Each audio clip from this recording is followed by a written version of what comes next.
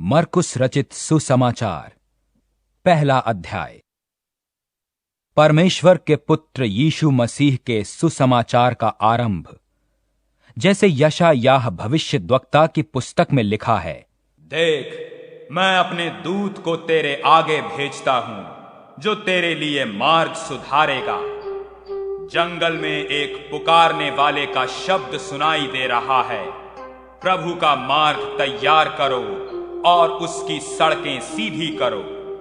यूहन्ना आया, जो जंगल में बपतिस्मा देता और पापों की क्षमा के लिए मन फिराव के बपतिस्मा का प्रचार करता था। और सारे यहूदिया देश के और यरूशलेम के सब रहने वाले निकलकर उसके पास गए और अपने पापों को मानकर यरदन नदी में उससे बपतिस्मा लिया। यूहन्ना ऊंट के रोम का वस्त्र पहने और अपनी कमर में चमड़े का पटुका बांधे रहता था और टिड्डियां और वन मधु खाया करता था और ये प्रचार करता था, मेरे बाद वो आने वाला है जो मुझसे शक्तिमान है। मैं इस योग्य नहीं कि झुककर उसके जूतों का बंध खोलूं। मैंने तो तुम्हें पानी से बपतिस्मा दिया है, पर वो तुम्हें पवित्र आत्मा से बपतिस्मा देगा। उन दिनों यीशु ने गलील के नासरत से आकर यरदन में यूहन्ना से बपतिस्मा लिया, और जब वो पानी से निकलकर ऊपर आया तो तुरंत उसने आकाश को खुलते और आत्मा को कबूतर की नाई अपने ऊपर उतरते देखा, और ये आकाशवाणी हुई, तू मेरा प्रिय पुत्र है, तुझसे मैं प्रसन्न हूँ। तब आत्मा ने तुरंत उसको जंगल की ओर भेजा, और जंगल में 40 दिन तक शैतान ने उसकी परीक्षा की, और वो वन पशुओं के साथ रहा, और स्वर्ग दूत उसकी सेवा करते रहे। यूहन्ना के पकड़वाए जाने के बाद यीशु ने गलील में आकर परमेश्वर के राज्य का सुसमाचार प्रचार किया और कहा, समय पूरा हुआ है और परमेश्वर का राज्य निकट आ गया है। मन फिराओ और सुसमाचार पर विश्वास करो। गलील की झील के किनारे जाते हुए उसने शमौन और उसके भाई अंद्रयास को झील में जाल डालते देखा, क्योंकि वे मछुए थे। और यीशु ने उनसे कहा, मेरे पीछे चले आओ, मैं तुमको मनुष्यों के मछुए बनाऊंगा। वे तुरंत जालों को छोड़कर उसके पीछे हो लिए, और कुछ आगे बढ़कर उसने जबदी के पुत्र याकूब और उसके भाई यूहन्ना को नाव पर जालों को सुधारते देखा। उसने तुरंत उन्हें बुलाया, और वे अपने पिता जबदी को मजदूरों के साथ नाव पर छोड़कर उसके पीछे चले गए। और वे कफरनहूम में आए, और वो तुरंत सब्त के दिन सभा के घर में जाकर उपदेश करने लगा। लोग उसके उपदेश से चकित हुए, क्योंकि वो उन्हें शास्त्रियों की नाई नहीं परंतु अधिकारी की नाई उपदेश देता था। और उसी समय उनकी सभा के घर में एक मनुष्य था जिसमें अशुद्ध आत्मा थी। उसने चिल्लाकर कहा, यीशु नासरी, हमें तुझसे क्या काम? क्या तू हमें नाश करने आया है? मैं तुझे जानता हूँ, तू कौन है? परमेश्वर का पवित्र जन। यीशु ने उसे डांट कर कहा, चुप रह और उसमें से निकल जा। तब अशुद्ध आत्मा उसको मरोड़कर और बड़े शब्द से चिल्लाकर उसमें से निकल गई। इस पर सब लोग आश्चर्य करते हुए आपस में वाद विवाद करने लगे। ये क्या बात है? ये तो कोई नया उपदेश है। वो अधिकार के साथ अशुद्ध आत्माओं को भी आज्ञा देता है, और वे उसकी आज्ञा मानती हैं। सो उसका नाम तुरंत गलील के आसपास के सारे देश में हर जगह फैल गया। और वो तुरंत आराधनालय में से निकलकर याकूब और यूहन्ना के साथ शमौन और अंद्रयास के घर आया। और शमौन की सास ज्वर से पीड़ित थी, और उन्होंने तुरंत उसके विषय में उससे कहा। तब उसने पास जाकर उसका हाथ पकड़कर उसे उठाया, और उसका ज्वर उतर गया, और वो उनकी सेवा टहल करने लगी। संध्या के समय जब सूर्य डूब गया तो लोग सब बीमारों को और उन्हें जिनमें दुष्ट आत्माएं थी उसके पास लाए और सारा नगर द्वार पर इकट्ठा हुआ। और उसने बहुतों को जो नाना प्रकार की बीमारियों से दुखी थे चंगा किया और बहुत दुष्ट आत्माओं को निकाला और दुष्ट आत्माओं को बोलने न दिया, क्योंकि वे उसे पहचानती थीं। और भोर को दिन निकलने से बहुत पहले वो उठकर निकला और एक जंगली स्थान में गया और वहां प्रार्थना करने लगा। तब शमौन और उसके साथी उसकी खोज में गए। जब वो मिला तो उससे कहा, सब लोग तुझे ढूंढ रहे हैं।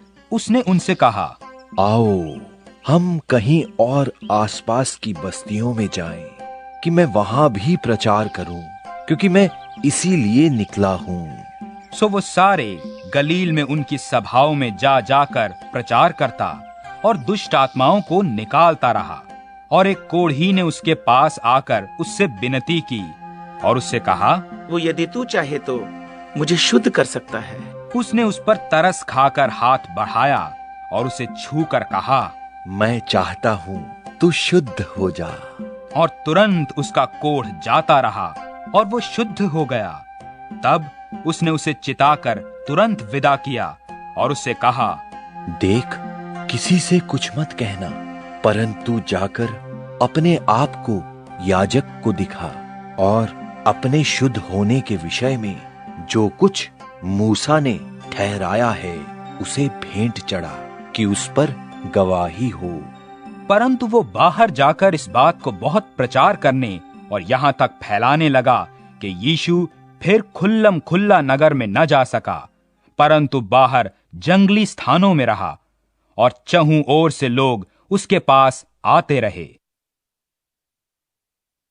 दूसरा अध्याय। कई दिन के बाद वो फिर कफरनहूम में आया और सुना गया कि वो घर में है। फिर इतने लोग इकट्ठे हुए कि द्वार के पास भी जगह नहीं मिली। वो उन्हें वचन सुना रहा था और लोग एक झोले के मारे हुए को 4 मनुष्यों से उठवाकर उसके पास ले आए। जब वे भीड़ के कारण उसके निकट न पहुंच सके तो उन्होंने उस छत को जिसके नीचे वो था खोल दिया और जब उसे उधेड़ चुके तो उस खाट को जिस पर झोले का मारा हुआ पड़ा था नीचे लटका दिया। यीशु ने उनका विश्वास देखकर उस झोले के मारे हुए से कहा, हे पुत्र, तेरे पाप क्षमा हुए। तब कई एक शास्त्री जो वहां बैठे थे अपने अपने मन में विचार करने लगे, ये मनुष्य क्यों ऐसा कहता है? ये तो परमेश्वर की निंदा करता है। परमेश्वर को छोड़ और कौन पाप क्षमा कर सकता है? यीशु ने तुरंत अपनी आत्मा में जान लिया कि वे अपने अपने मन में ऐसा विचार कर रहे हैं और उनसे कहा, तुम अपने अपने मन में ये विचार क्यों कर रहे हो? सहज क्या है? क्या झोले के मारे से ये कहना कि तेरे पाप क्षमा हुए, या ये कहना कि उठ अपनी खाट उठाकर चल फिर? परंतु जिससे तुम जान लो कि मनुष्य के पुत्र को पृथ्वी पर पाप क्षमा करने का भी अधिकार है। उसने उस झोले के मारे हुए से कहा, मैं तुझसे कहता हूं, उठ अपनी खाट उठाकर घर चला जा। वो उठा और तुरंत खाट उठाकर सबके सामने से निकलकर चला गया। इस पर सब चकित हुए और परमेश्वर की बड़ाई करके कहने लगे, हमने ऐसा कभी नहीं देखा। वो फिर निकलकर झील के किनारे गया और सारी भीड़ उसके पास आई और वो उन्हें उपदेश देने लगा। जाते हुए उसने हलफई के पुत्र को चुंगी की चौकी पर बैठे देखा और उससे कहा, मेरे पीछे हो ले। और वो उठकर उसके पीछे हो लिया। जब वो उसके घर में भोजन करने बैठा और बहुत से चुंगी लेने वाले और पापी यीशु और उसके चेलों के साथ भोजन करने बैठे, क्योंकि वे बहुत थे और उसके पीछे हो लिए थे। शास्त्रियों और फरीसियों ने ये देखकर कि वो पापियों और चुंगी लेने वालों के साथ भोजन कर रहा है, उसके चेलों से कहा, वो तो चुंगी लेने वालों और पापियों के साथ खाता पीता है। यीशु ने ये सुनकर उनसे कहा, भले चंगों को वैद्य की आवश्यकता नहीं, परंतु बीमारों को है।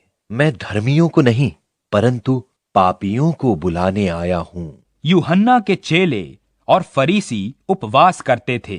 सो उन्होंने आकर उससे कहा, यूहन्ना के चेले और फरीसियों के चेले क्यों उपवास रखते हैं, परंतु तेरे चेले उपवास नहीं रखते?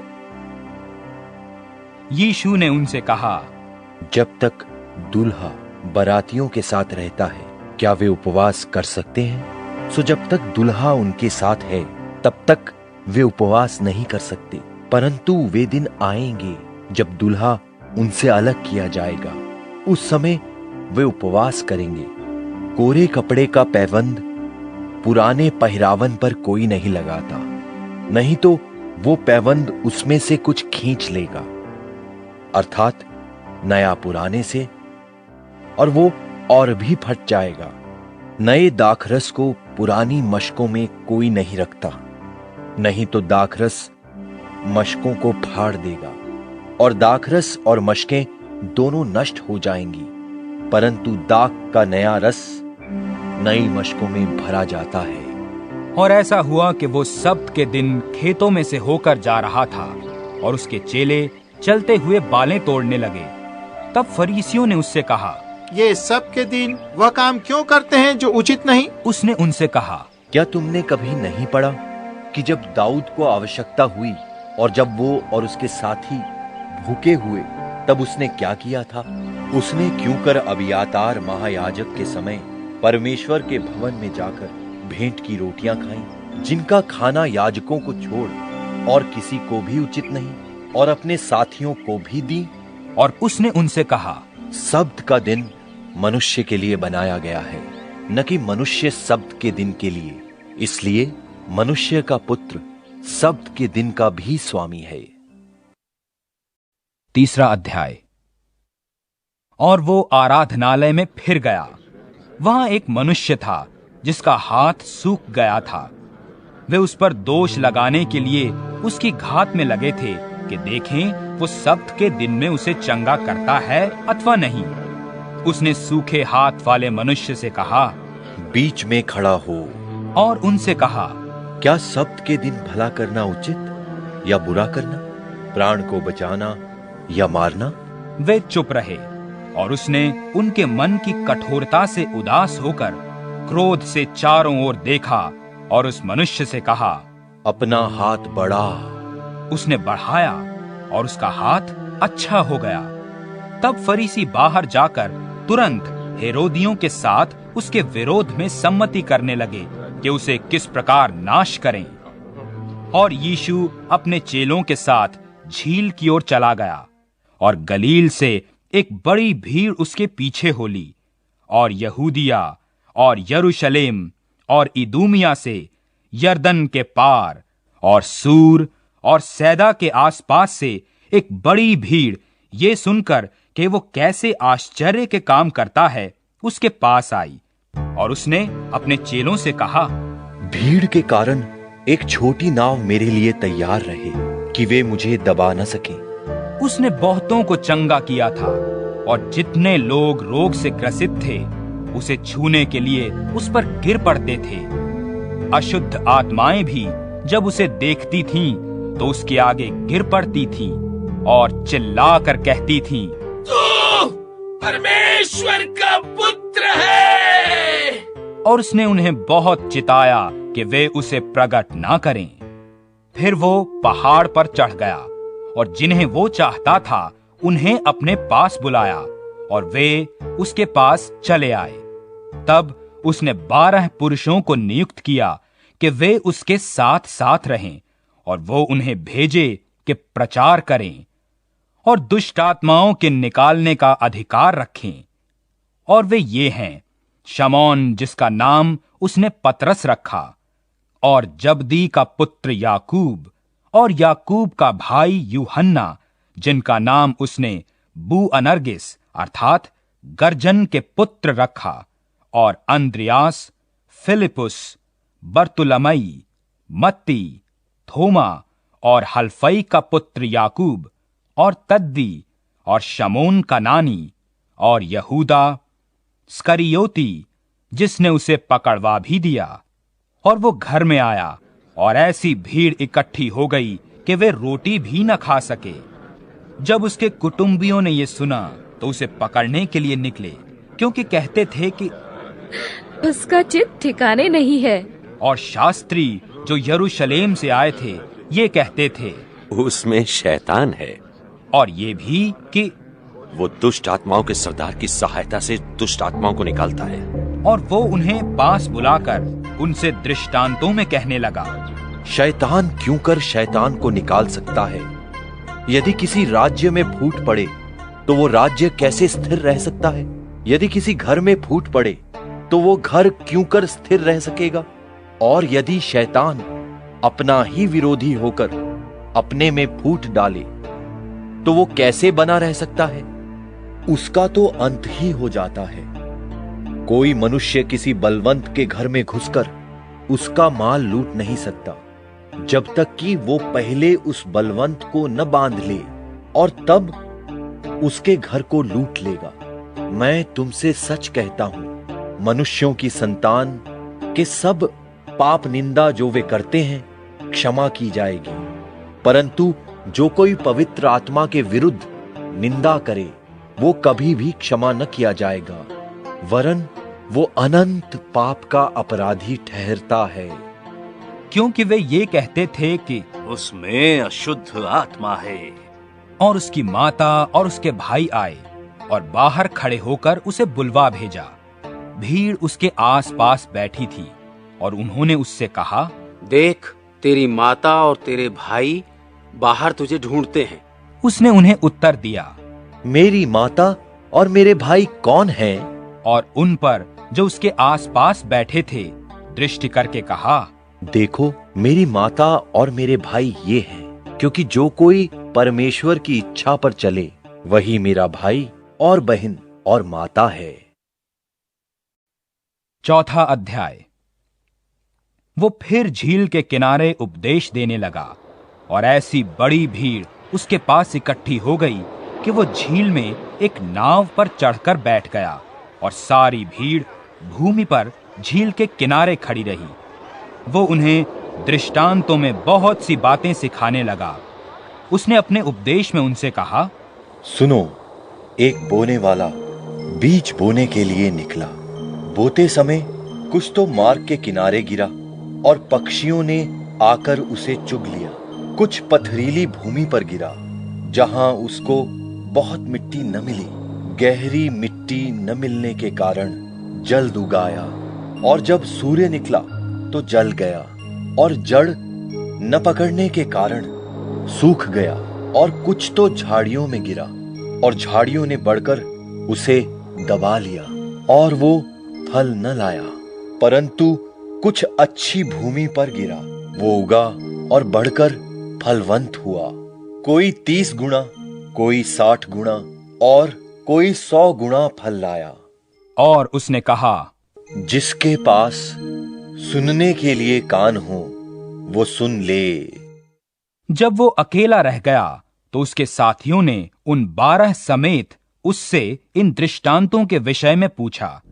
उसने उनसे कहा, तुमको तो परमेश्वर के राज्य के भेद की समझ दी गई है, परंतु बाहर वालों के लिए सब बातें दृष्टांतों में होती हैं, इसलिए कि वे देखते हुए देखें और उन्हें सुझाई न पड़े, और सुनते हुए सुने भी और न समझें। ऐसा न हो कि वे फिरें और क्षमा किए जाएं। फिर उसने उनसे कहा, क्या तुम ये दृष्टांत नहीं समझते? तो फिर और सब दृष्टांतों को कैसे समझोगे? बोने वाला वचन बोता है जो मार्ग के किनारे के हैं, जहां वचन बोया जाता है। ये वे हैं कि जब उन्होंने सुना तो शैतान तुरंत आकर वचन को जो उनमें बोया गया था उठा ले जाता है।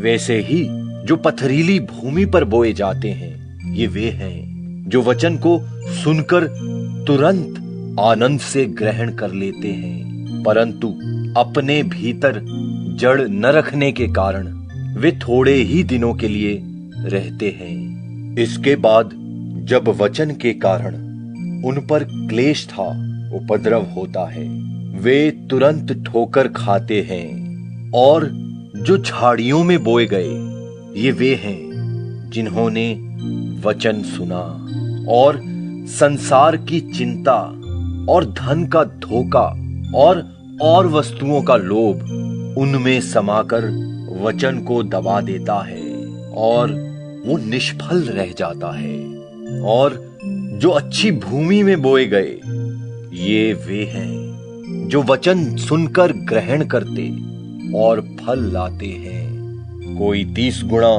कोई 60 गुना और कोई 100 गुना। और उसने उनसे कहा, क्या दिए को इसलिए लाते हैं कि पैमाने या खाट के नीचे रखा जाए?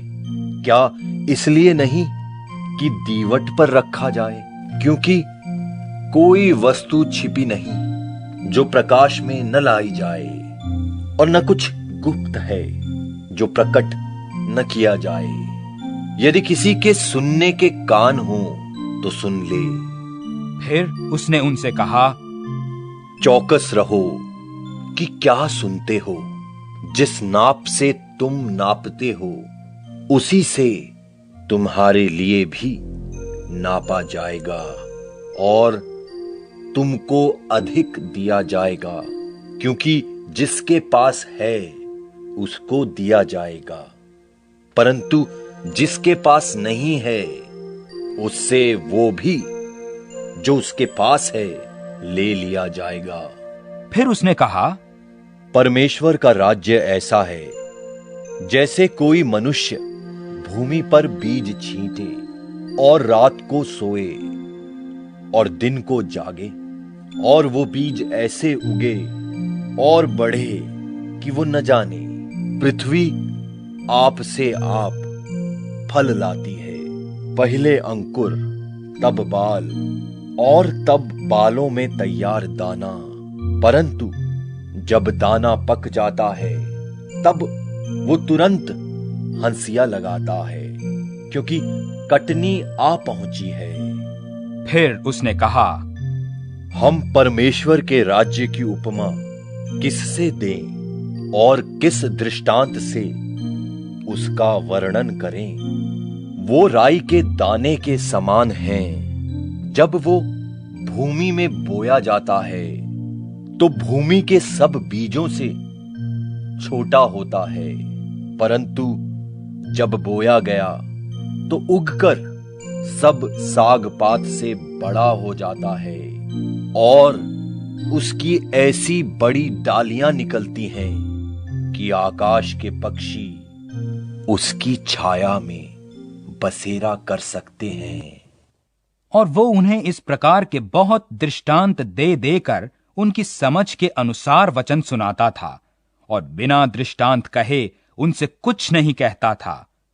परंतु एकांत में वो अपने निज चेलों को सब बातों का अर्थ बताता था।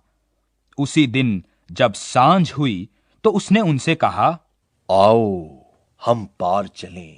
और वे भीड़ को छोड़कर जैसा वो था वैसा ही उसे नाव पर साथ ले चले, और उसके साथ और भी नावें थीं।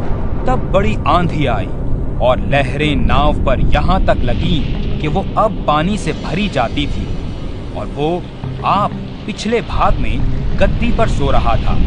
तब उन्होंने उसे जगाकर उससे कहा, हे गुरु, क्या तुझे चिंता नहीं कि हम नाश हुए जाते हैं? तब उसने उठकर आंधी को डांटा और पानी से कहा, शांत रह, थम जा। और आंधी थम गई और बड़ा चैन हो गया। और उनसे कहा, तुम क्यों डरते हो? क्या तुम्हें अब तक विश्वास नहीं? और वे बहुत ही डर गए और आपस में बोले, ये कौन है कि आंधी और पानी भी उसकी आज्ञा मानते हैं? 5वां अध्याय। और वे झील के पार गिरासेनियों के देश में पहुंचे।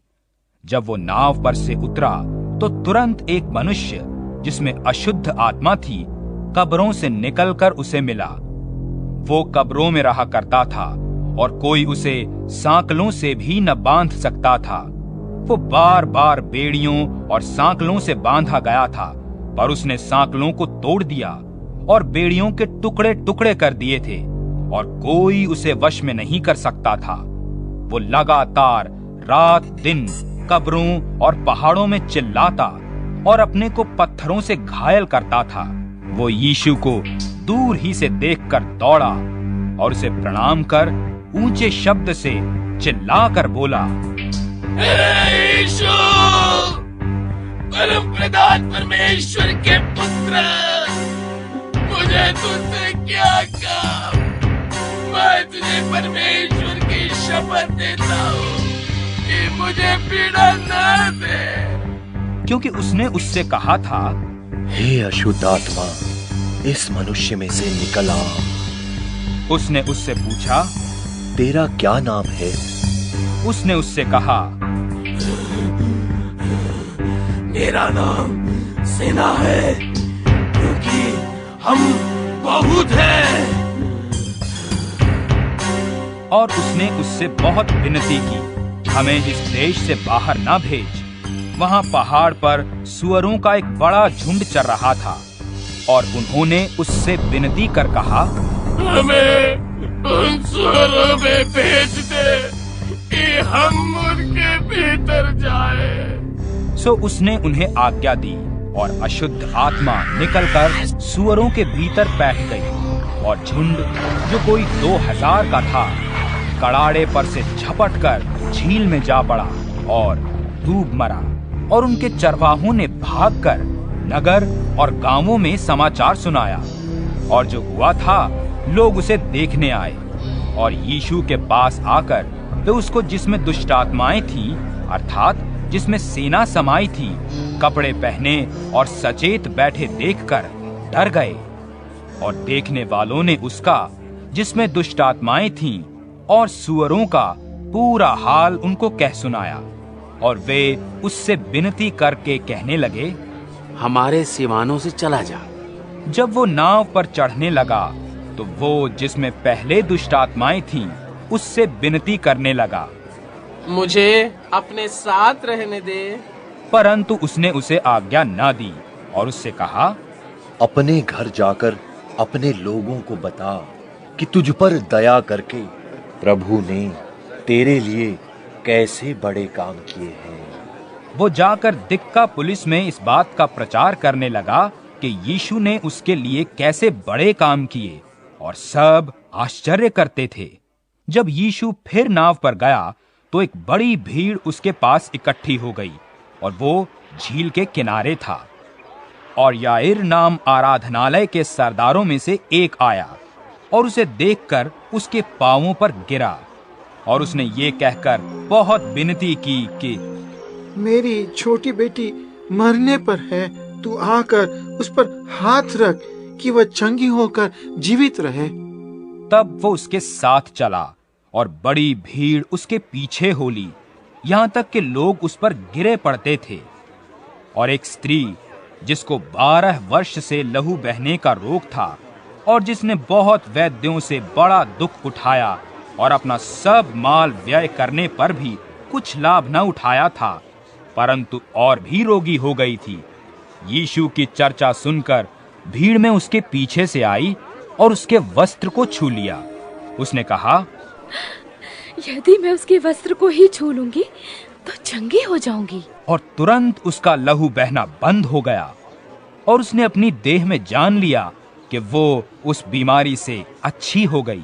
यीशु ने तुरंत अपने में जान लिया कि उसमें से सामर्थ निकली है और भीड़ में पीछे फिरकर पूछा, मेरा वस्त्र किसने छुआ?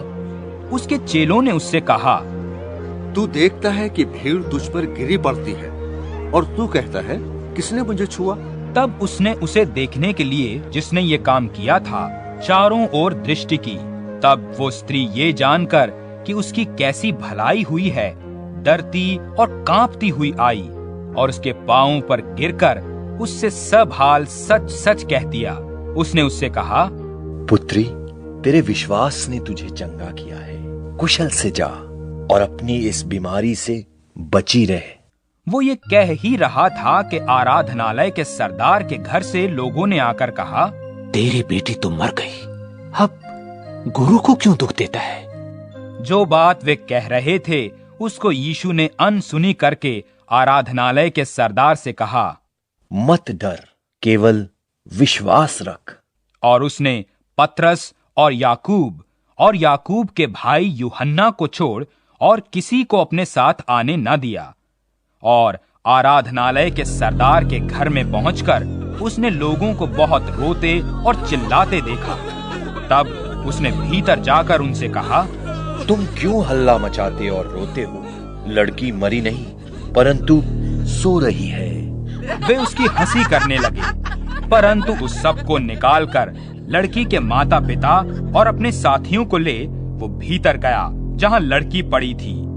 लड़की का हाथ पकड़कर उससे कहा, तलीता कुमी, जिसका अर्थ है, हे लड़की, मैं तुझसे कहता हूं, उठ। लड़की तुरंत उठकर चलने फिरने लगी, क्योंकि वो 12 वर्ष की थी। इस पर लोग बहुत चकित हो गए। फिर उसने उन्हें चिताकर आज्ञा दी कि ये बात कोई जानने न पाए, और कहा उसे कुछ खाने को दिया जाए।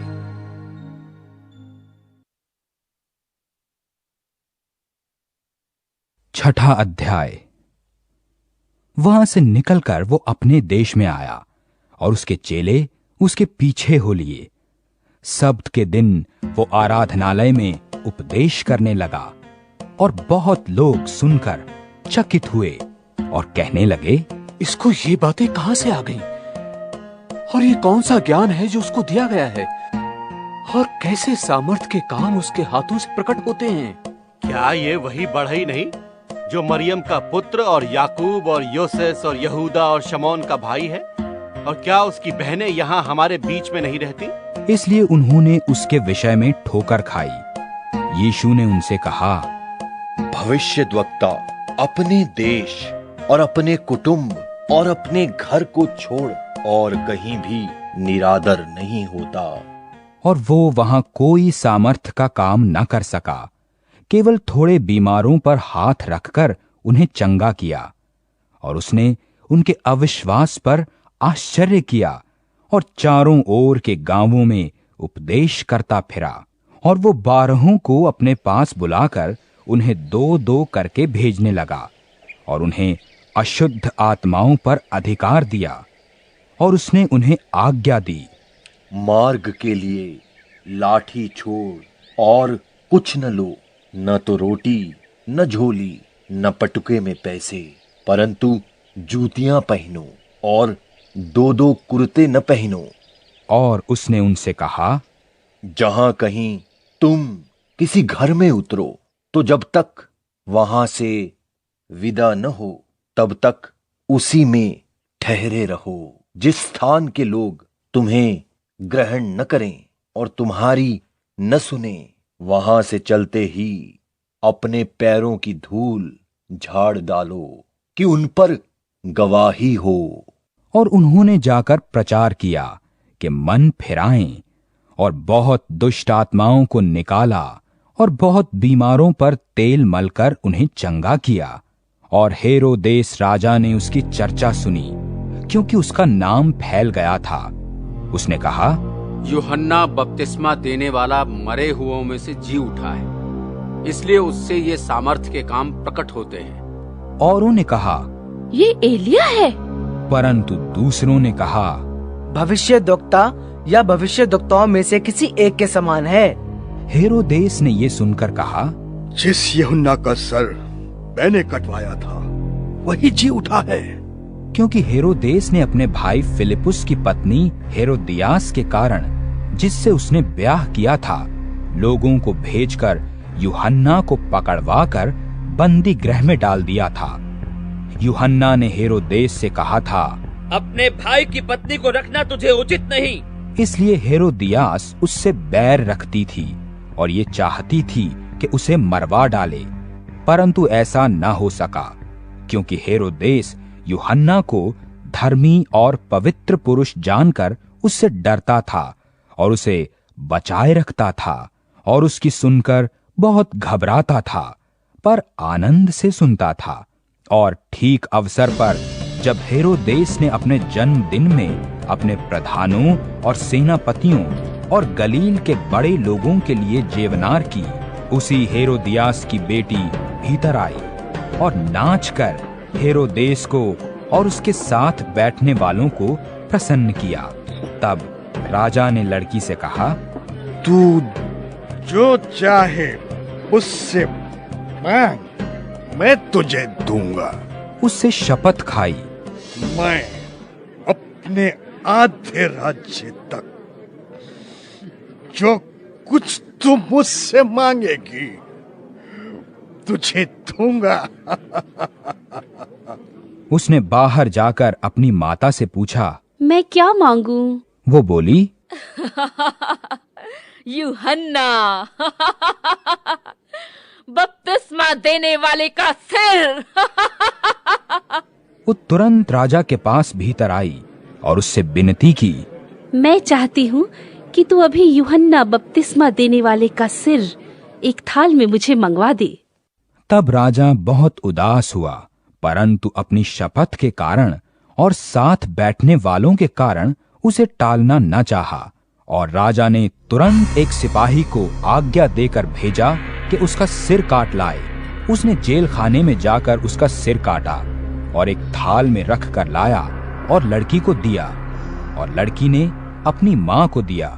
ये सुनकर उसके चेले आए और उसके शव को उठाकर कब्र में रखा।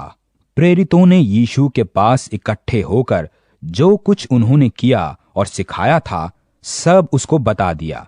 उसने उनसे कहा, तुम आप अलग किसी जंगली स्थान में आकर थोड़ा विश्राम करो, क्योंकि बहुत लोग आते जाते थे और उन्हें खाने का अवसर भी नहीं मिलता था। इसलिए वे नाव पर चढ़कर सुनसान जगह में अलग चले गए, और बहुतों ने उन्हें जाते देखकर पहचान लिया, और सब नगरों से इकट्ठे होकर वहां पैदल दौड़े और उनसे पहले जा पहुंचे। उसने निकलकर बड़ी भीड़ देखी और उन पर तरस खाया, क्योंकि वे उन भेड़ों के समान थे जिनका कोई रखवाला न हो, और वो उन्हें बहुत सी बातें सिखाने लगा। जब दिन बहुत ढल गया तो उसके चेले उसके पास आकर कहने लगे, ये सुनसान जगह है और दिन बहुत ढल गया है, उन्हें विदा कर कि चारों ओर के गांवों और बस्तियों में जाकर अपने लिए कुछ खाने को मोल ले। उसने उन्हें उत्तर दिया, तुम ही उन्हें खाने को दो। उन्होंने उससे कहा, क्या हम 100 दिनार की रोटियां मोल लें और उन्हें खिलाएं? उसने उनसे कहा, जाकर देखो तुम्हारे पास कितनी रोटियां हैं। उन्होंने मालूम करके कहा, 5 और 2 मछली भी। तब उसने उन्हें आज्ञा दी कि सबको हरी घास पर पांति पांति से बैठा दो। वे 100-100 और 50-50 करके पांति पांति बैठ गए, और उसने उन 5 रोटियों को और 2 मछलियों को ले स्वर्ग की ओर देखकर धन्यवाद किया, और रोटियां तोड़ तोड़ कर चेलों को देता गया कि वे लोगों को परोसें, और वे 2 मछलियां भी उन सब में बांट दी। सब खाकर तृप्त हो गए। उन्होंने टुकड़ों से 12 टोकरियां भरकर उठाईं, और कुछ मछलियों से भी। जिन्होंने रोटियां खाईं वे 5000 पुरुष थे। तब उसने तुरंत अपने चेलों को बरबस नाव पर चढ़ाया कि वे उससे पहले उस पार बैतसैदा को चले जाएं, जब तक कि वो लोगों को विदा करे। वो उन्हें विदा करके पहाड़ पर प्रार्थना करने को गया।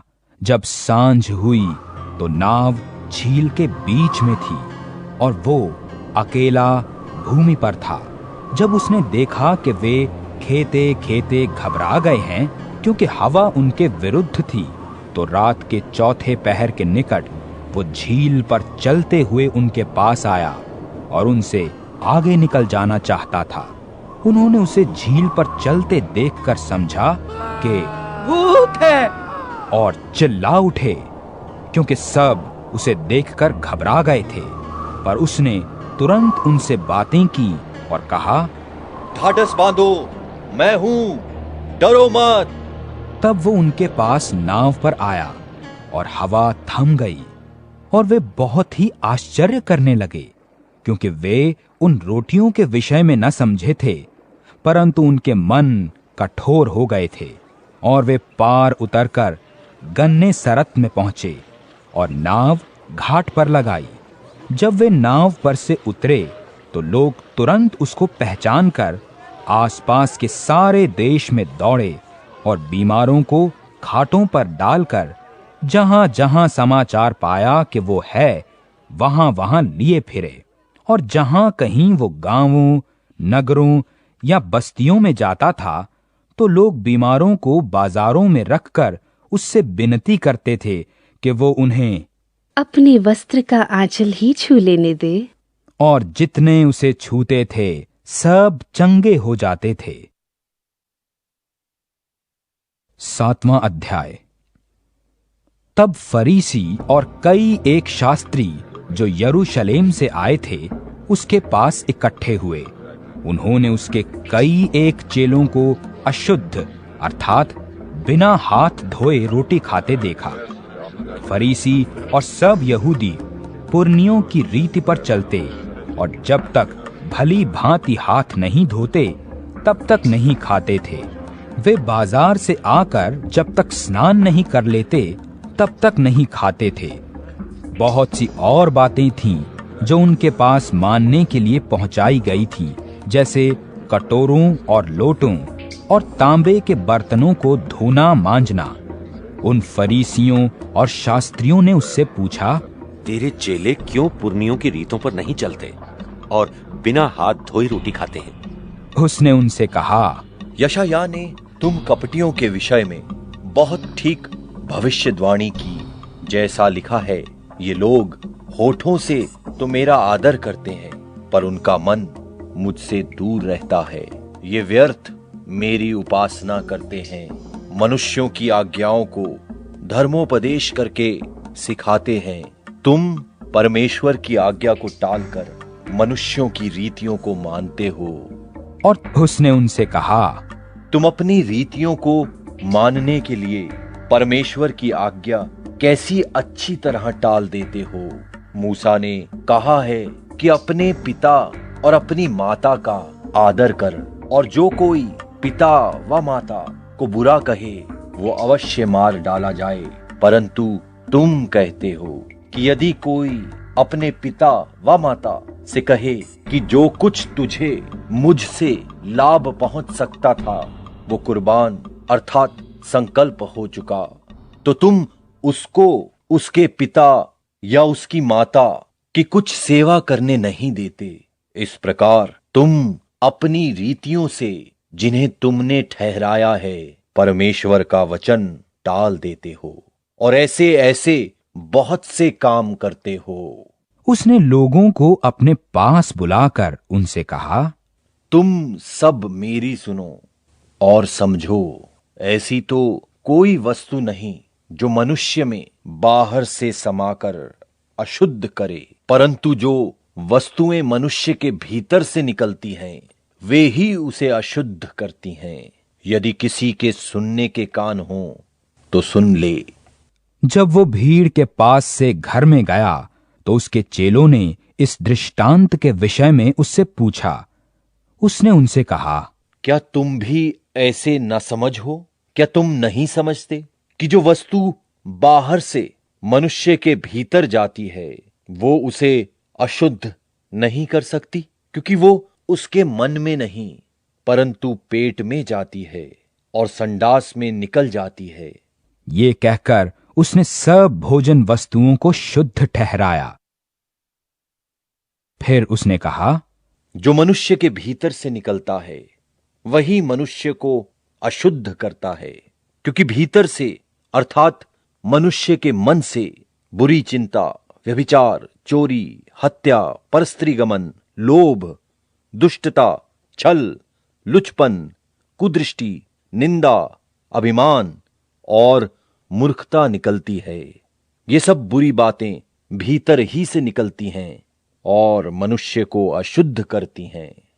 फिर वो वहां से उठकर सूर और सैदा के देशों में आया और एक घर में गया और चाहता था कि कोई ना जाने, परंतु वो छिप ना सका। और तुरंत एक स्त्री जिसकी छोटी बेटी में अशुद्ध आत्मा थी उसकी चर्चा सुनकर आई और उसके पांवों पर गिरी। ये यूनानी और सूरुफिनी जाति की थी और उसने उससे विनती की, मेरी बेटी में से दुष्ट आत्मा निकाल दे। उसने उससे कहा, पहले लड़कों को तृप्त होने दे, क्योंकि लड़कों की रोटी लेकर कुत्तों के आगे डालना उचित नहीं है। उसने उसको उत्तर दिया, सच है प्रभु, तो भी कुत्ते भी तो मेज के नीचे बालकों की रोटी का चूर चार खा लेते हैं। उसने उससे कहा, इस बात के कारण चली जा, दुष्टात्मा तेरी बेटी में से निकल गई है। और उसने अपने घर आकर देखा कि लड़की खाट पर पड़ी है और दुष्टात्मा निकल गई है। फिर वो सूर और सैदा के देशों से निकलकर दिकपुलिस देश से होता हुआ गलील की झील पर पहुंचा और लोगों ने एक बहरे को, जो हकला भी था, उसके पास लाकर उससे विनती की कि अपना हाथ उस पर रखे। तब वो उसको भीड़ से अलग ले गया और अपनी उंगलियां उसके कानों में डाली और थूककर उसकी जीभ को छुआ और स्वर्ग की ओर देखकर आह भरी और उससे कहा, इप्फतह, अर्थात खुल जा। और उसके कान खुल गए और उसकी जीभ की गांठ भी खुल गई और वो साफ साफ बोलने लगा। तब उसने उन्हें चिताया कि किसी ने कहना, परंतु जितना उसने उन्हें चिताया उतना ही वे और प्रचार करने लगे और वे बहुत ही आश्चर्य में होकर कहने लगे, उसने जो कुछ किया सब अच्छा किया है। वह बहरों को सुनने की और गूंगों को बोलने की शक्ति देता है।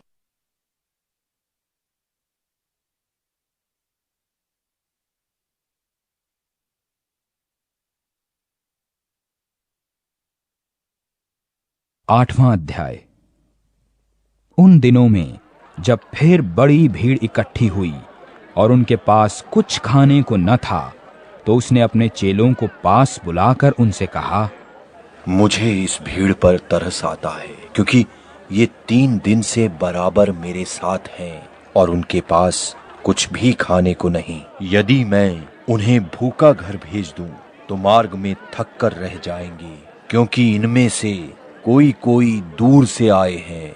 उसके चेलों ने उसको उत्तर दिया, यहाँ जंगल में इतनी रोटी कोई कहाँ से लाए कि ये तृप्त हों? उसने उनसे पूछा, तुम्हारे पास कितनी रोटियां हैं? उन्होंने कहा, 7। तब उसने लोगों को भूमि पर बैठने की आज्ञा दी और वे 7 रोटियां लीं और धन्यवाद करके तोड़ी और अपने चेलों को देता गया कि उनके आगे रखें, और उन्होंने लोगों के आगे परोस दिया। उनके पास थोड़ी सी छोटी मछलियां भी थी और उसने धन्यवाद करके उन्हें भी लोगों के आगे रखने की आज्ञा दी। सो वे खाकर तृप्त हो गए और शेष टुकड़ों के 7 टोकरे भरकर उठाए, और लोग 4000 के लगभग थे। और उसने उनको विदा किया और वो तुरंत अपने चेलों के साथ नाव पर चढ़कर दलमनूता देश को चला गया। फिर फरीसी निकलकर उससे वाद विवाद करने लगे और उसे जांचने के लिए उससे कोई स्वर्गीय चिन्ह मांगा। उसने अपनी आत्मा में आह भर कर कहा, इस समय के लोग क्यों चिन्ह ढूंढते हैं? मैं तुमसे सच कहता हूं कि इस समय के लोगों को कोई चिन्ह नहीं दिया जाएगा। और वो उन्हें छोड़कर फिर नाव पर चढ़ गया और पार चला गया, और वे रोटी लेना भूल गए थे, और नाव में उनके पास एक ही रोटी थी।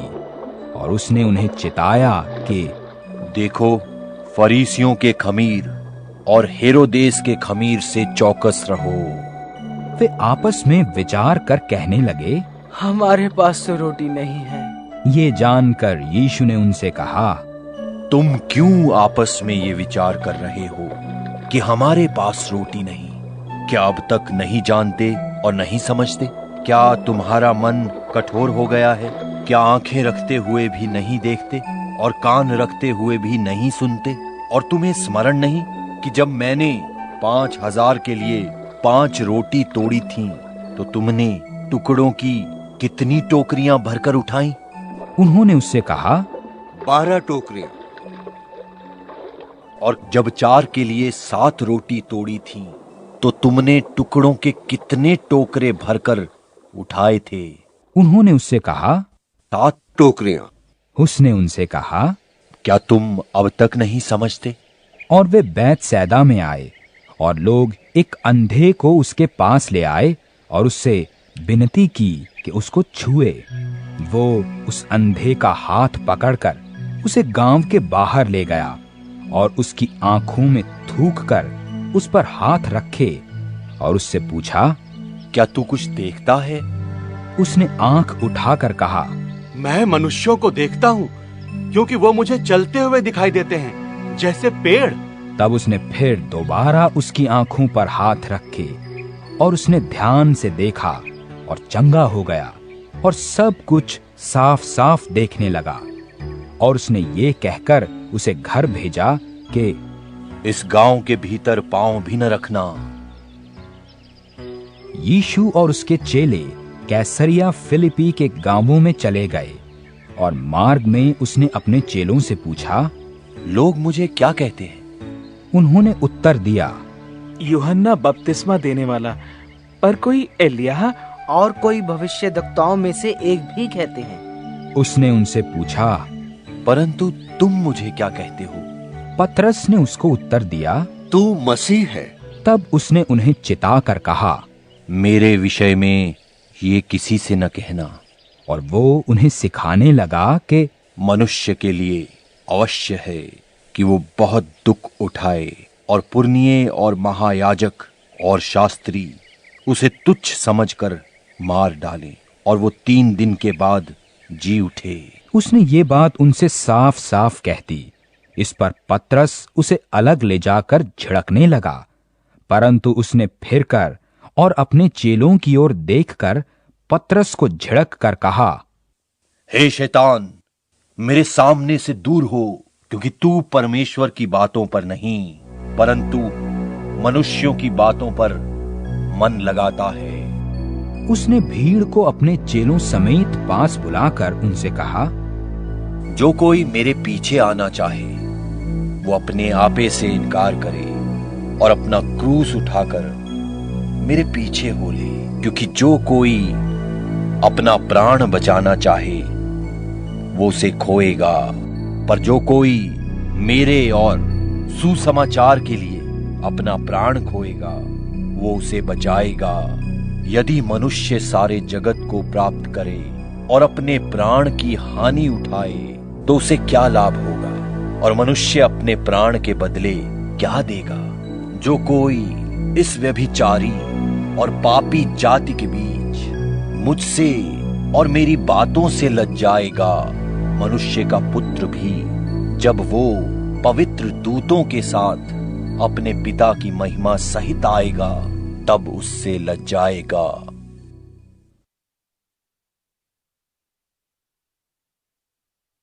नौवां अध्याय। और उसने उनसे कहा, मैं तुमसे सच कहता हूं कि जो यहां खड़े हैं उनमें से कोई कोई ऐसे हैं कि जब तक परमेश्वर के राज्य को सामर्थ सहित आया हुआ न देख लें तब तक मृत्यु का स्वाद कदापि न चखेंगे। 6 दिन के बाद यीशु ने पतरस, याकूब और यूहन्ना को साथ लिया और उन्हें एकांत में किसी ऊंचे पहाड़ पर ले गया और उनके सामने उसका रूप बदल गया और उसका वस्त्र ऐसा चमकने लगा और यहां तक अति उज्जवल हुआ कि पृथ्वी पर कोई भी धोबी वैसा उज्जवल नहीं कर सकता। और उन्हें मूसा के साथ एलिय्याह दिखाई दिया और वे यीशु के साथ बातें करते थे। इस पर पतरस ने यीशु से कहा, हे रब्बी, हमारा यहाँ रहना अच्छा है, इसलिए हम 3 मंडप बनाए, एक तेरे लिए, एक मूसा के लिए और एक एलिय्याह के लिए। क्योंकि वो नहीं जानता था कि क्या कहे, क्योंकि वे बहुत डर गए थे। तब एक बादल ने उन्हें छा लिया और उस बादल में से ये शब्द निकला, ये मेरा प्रिय पुत्र है, उसकी सुनो। तब उन्होंने एकाएक चारों ओर दृष्टि की और यीशु को छोड़ अपने साथ और किसी को न पाया। पहाड़ से उतरते हुए उसने उन्हें आज्ञा दी, जब तक मनुष्य का पुत्र मरे हुओं में से जी न उठे, तब तक जो कुछ तुमने देखा है वो किसी से न कहना।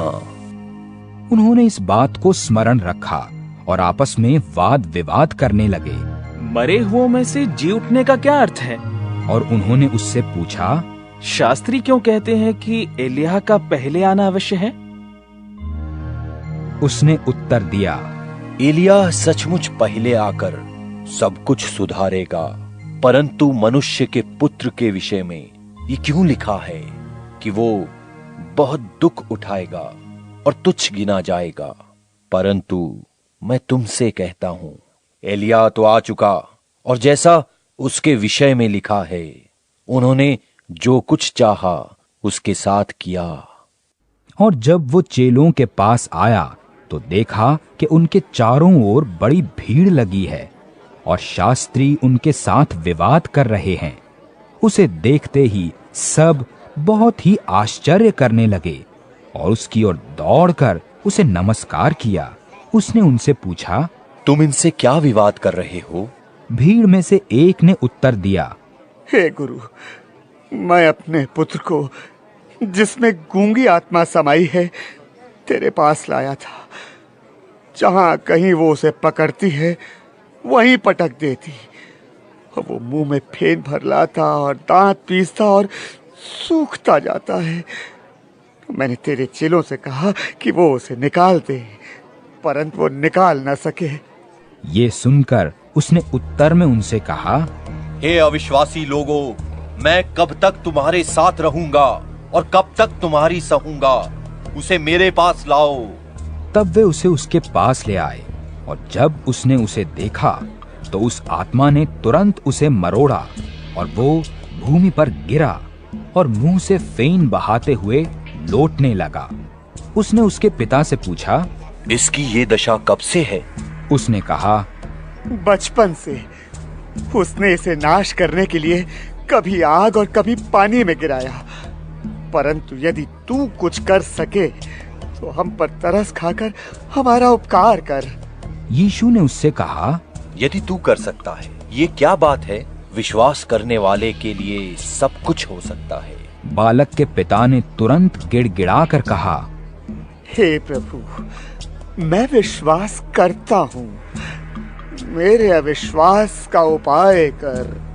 जब यीशु ने देखा कि लोग दौड़कर भीड़ लगा रहे हैं तो उसने अशुद्ध आत्मा को ये कहकर डांटा, हे गूंगी और बहरी आत्मा, मैं तुझे आज्ञा देता हूँ, उसमें से निकल आ और उसमें फिर कभी प्रवेश न कर। तब वो चिल्लाकर और उसे बहुत मरोड़ कर निकल आई और बालक मरा हुआ सा हो गया। यहाँ तक कि बहुत लोग कहने लगे कि वो मर गया। परंतु यीशु ने उसका हाथ पकड़कर उसे उठाया और वो खड़ा हो गया। जब वो घर में आया तो उसके चेलों ने एकांत में उससे पूछा, हम उसे क्यों ना निकाल सके? उसने उनसे कहा, ये जाति बिना प्रार्थना किसी और उपाय से नहीं निकल सकती।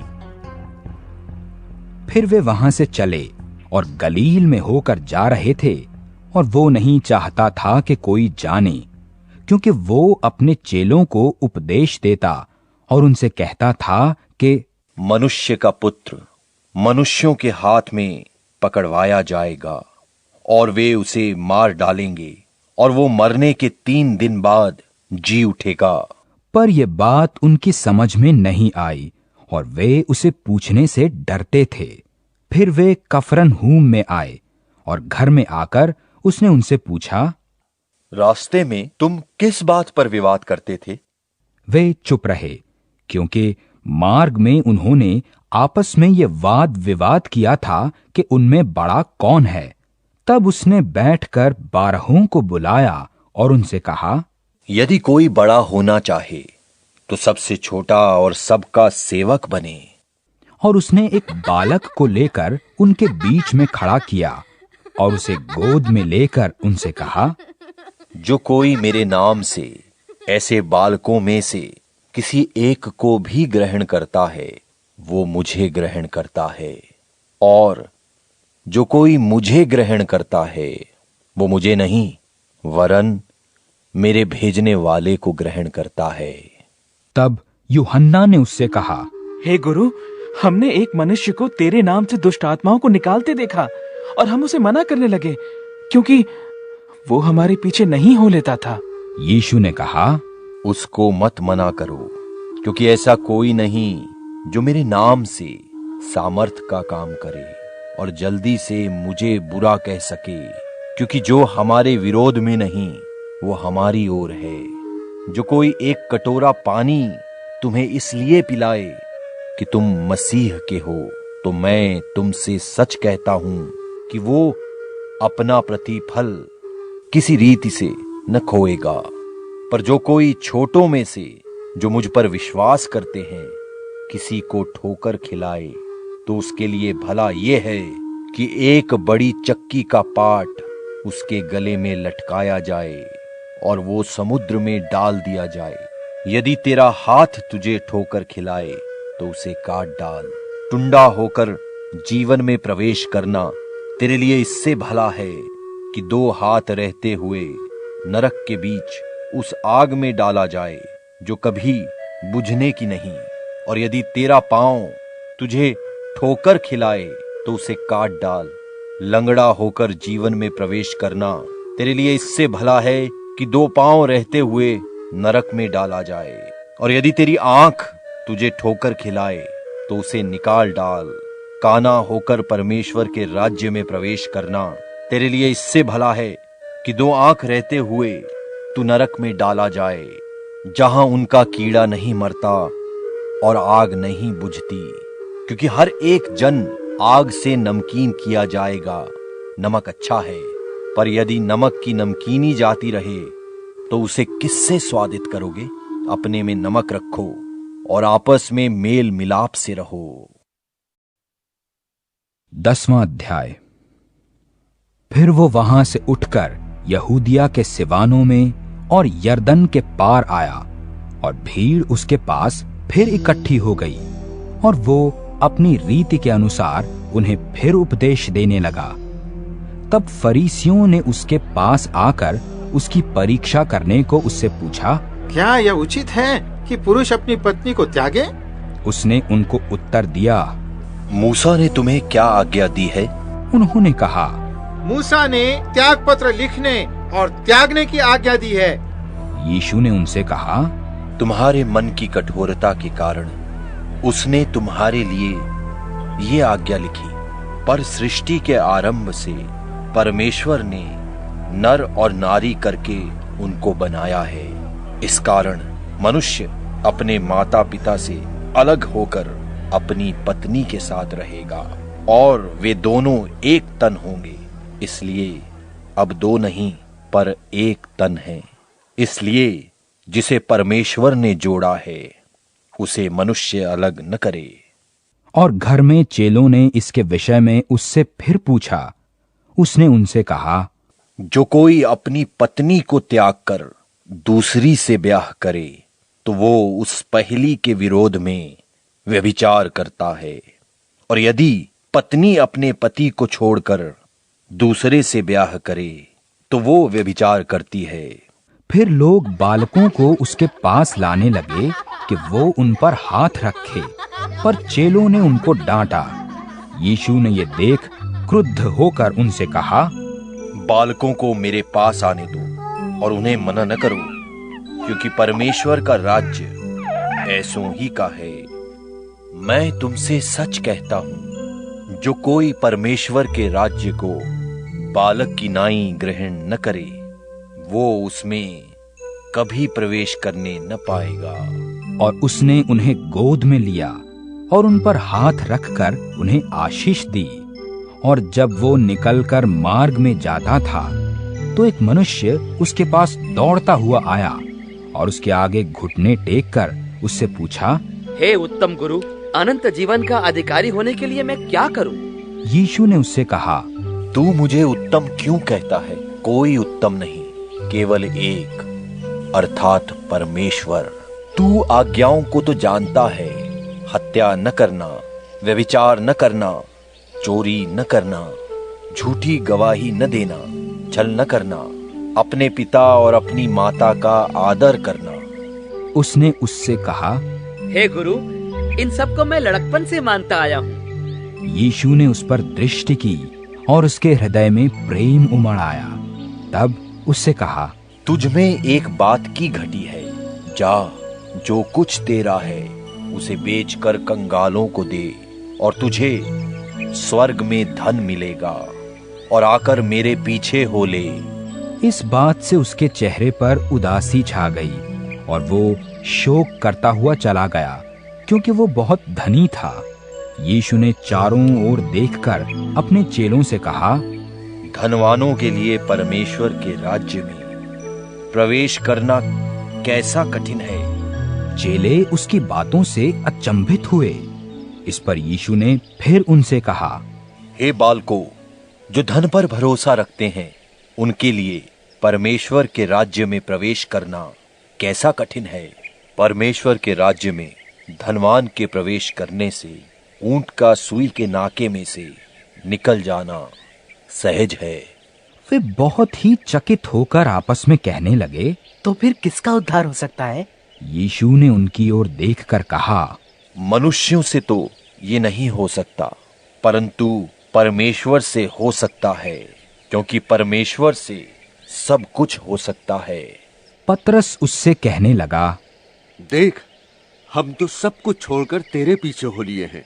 यीशु ने कहा, मैं तुमसे सच कहता हूं, ऐसा कोई नहीं जिसने मेरे और सुसमाचार के लिए घर या भाइयों या बहनों या माता या पिता या लड़के वालों या खेतों को छोड़ दिया हो, और अब इस समय 100 गुना न पाए, घरों और भाइयों और बहनों और माताओं और लड़के वालों और खेतों को पर उपद्रव के साथ और परलोक में अनंत जीवन। पर बहुतेरे जो पहले हैं पिछले होंगे, और जो पिछले हैं वे पहले होंगे। और वे यरूशलेम को जाते हुए मार्ग में थे, और यीशु उनके आगे आगे जा रहा था, और वे अचंभा करने लगे, और जो उसके पीछे पीछे चलते थे डरने लगे। तब वो फिर उन 12 को लेकर उनसे वे बातें कहने लगा जो उस पर आने वाली थी। उसने कहा, देखो, हम यरूशलेम को जाते हैं, और मनुष्य का पुत्र महायाजकों और शास्त्रियों के हाथ पकड़वाया जाएगा, और वे उसको घात के योग्य ठहराएंगे और अन्य जातियों के हाथ में सौंपेंगे, और वे उसको ठट्ठों में उड़ाएंगे और उस पर थूकेंगे और उसे कोड़े मारेंगे और उसे घात करेंगे, और 3 दिन के बाद वो जी उठेगा। तब जब्दी के पुत्र याकूब और यूहन्ना ने उसके पास आकर कहा, हे गुरु, हम चाहते हैं कि जो कुछ हम तुझसे मांगे वही तू हमारे लिए करे। उसने उनसे कहा, तुम क्या चाहते हो कि मैं तुम्हारे लिए करूं? उन्होंने उससे कहा, हमें ये दे कि तेरी महिमा में हम में से एक तेरे दाहिने और दूसरा तेरे बाएं बैठे। यीशु ने उनसे कहा, तुम नहीं जानते कि क्या मांगते हो? जो कटोरा मैं पीने पर हूं क्या पी सकते हो? और जो बपतिस्मा मैं लेने पर हूं क्या ले सकते हो? उन्होंने उससे कहा, हमसे हो सकता है। यीशु ने उनसे कहा, जो कटोरा मैं पीने पर हूं तुम पियोगे, और जो बपतिस्मा मैं पर लेने पर हूं उसे लोगे, पर जिनके लिए तैयार किया गया है उन्हें छोड़ और किसी को अपने दाहिने और अपने बाएं बिठाना मेरा काम नहीं। ये सुनकर 10 याकूब और यूहन्ना पर रिसियाने लगे। यीशु ने उनको पास बुलाकर उनसे कहा, तुम जानते हो कि जो अन्य जातियों के हाकिम समझे जाते हैं वे उन पर प्रभुता करते हैं, और उनमें जो बड़े हैं उन पर अधिकार जताते हैं, पर तुम में ऐसा नहीं है।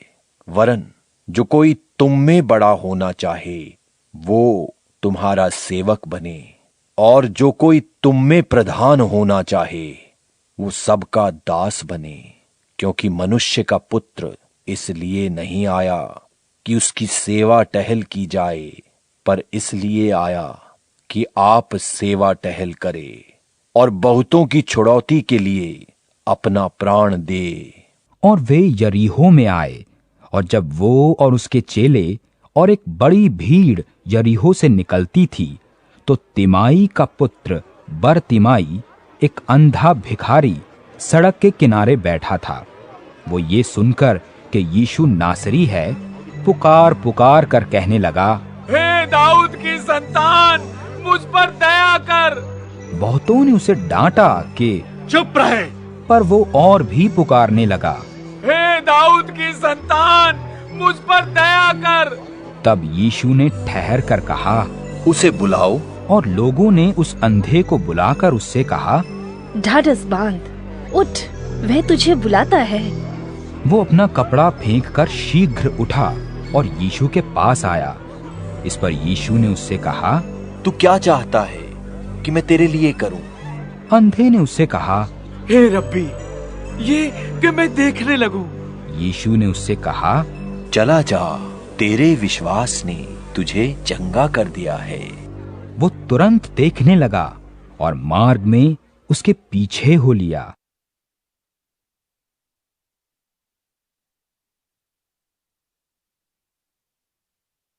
11वां अध्याय।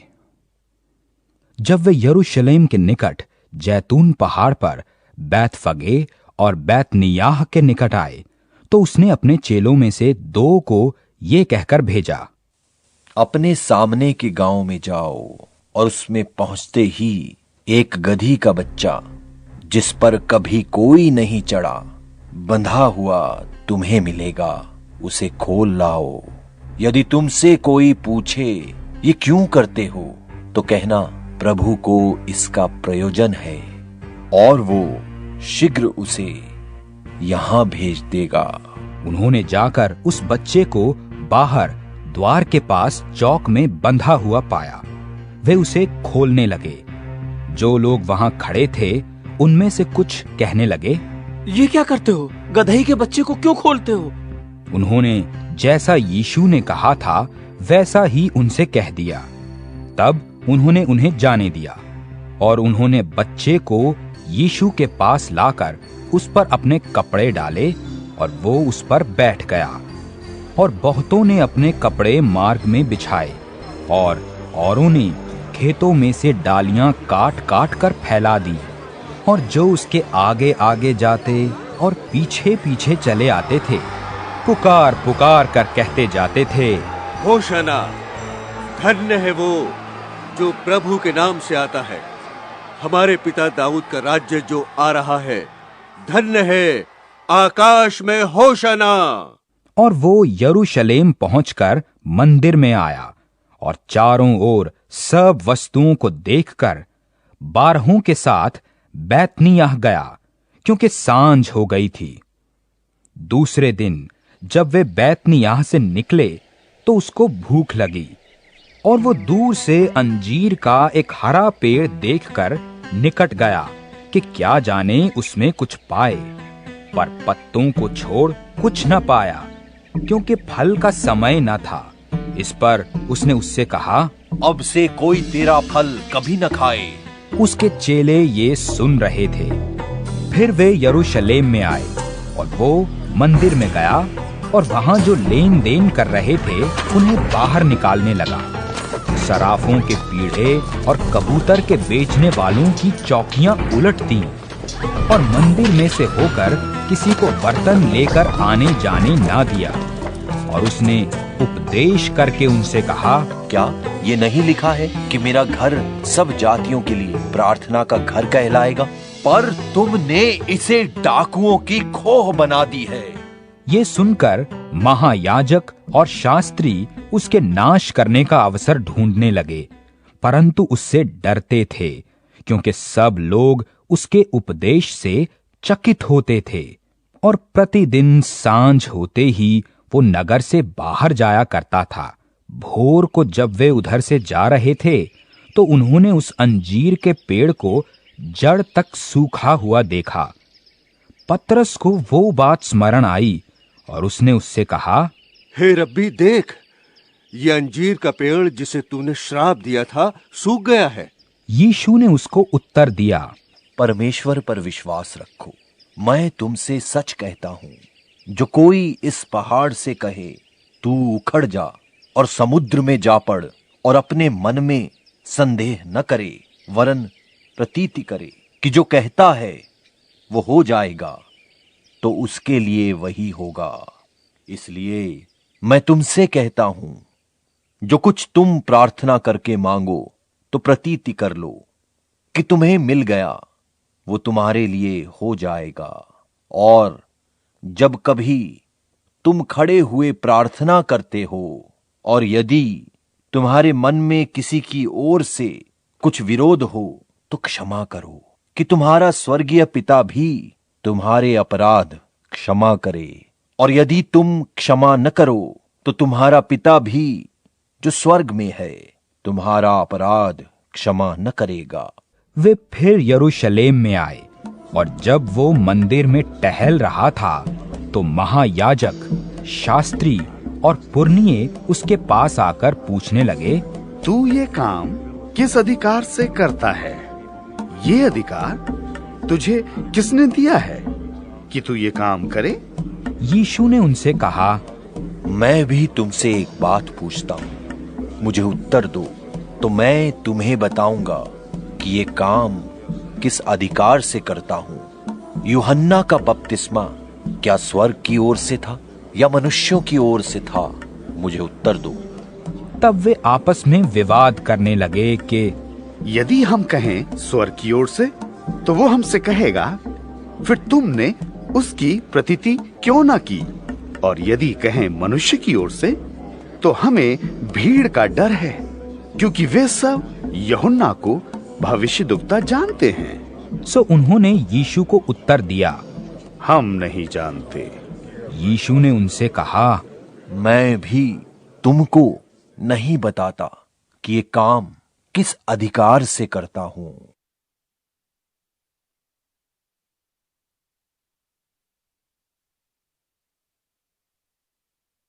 बारहवां अध्याय। फिर वो दृष्टांत में उनसे बातें करने लगा। किसी मनुष्य ने दाख की बारी लगाई और उसके चारों ओर बाड़ा बांधा और रस का कुंड खोदा और गुम्मट बनाया, और किसानों को उसका ठीका देकर वो परदेश चला गया। फल के मौसम में उसने किसानों के पास एक दास को भेजा कि उनसे दाख की बारी के फलों का भाग ले, पर उन्होंने उसे पकड़कर पीटा और छूछे हाथ लौटा दिया। उसने एक और दास को उनके पास भेजा, और उन्होंने उसका सिर फोड़ डाला और उसका अपमान किया। फिर उसने एक और को भेजा, और उन्होंने उसे मार डाला। तब उसने और बहुतों को भेजा, उनमें से उन्होंने कितनों को पीटा और कितनों को मार डाला। अब एक ही रह गया था। अंत में उसने उसे भी उनके पास ये सोचकर भेजा कि वे उसके पुत्र का आदर करेंगे। पर उन किसानों ने आपस में कहा, यही तो वारिस है, आओ हम उसे मार डालें, तब मिरास हमारी हो जाएगी। और उन्होंने उसे पकड़कर मार डाला और दाख की बारी के बाहर फेंक दिया। अब दाख की बारी का स्वामी क्या करेगा? वो आकर उन किसानों को नाश करेगा और दाख की बारी औरों को दे देगा।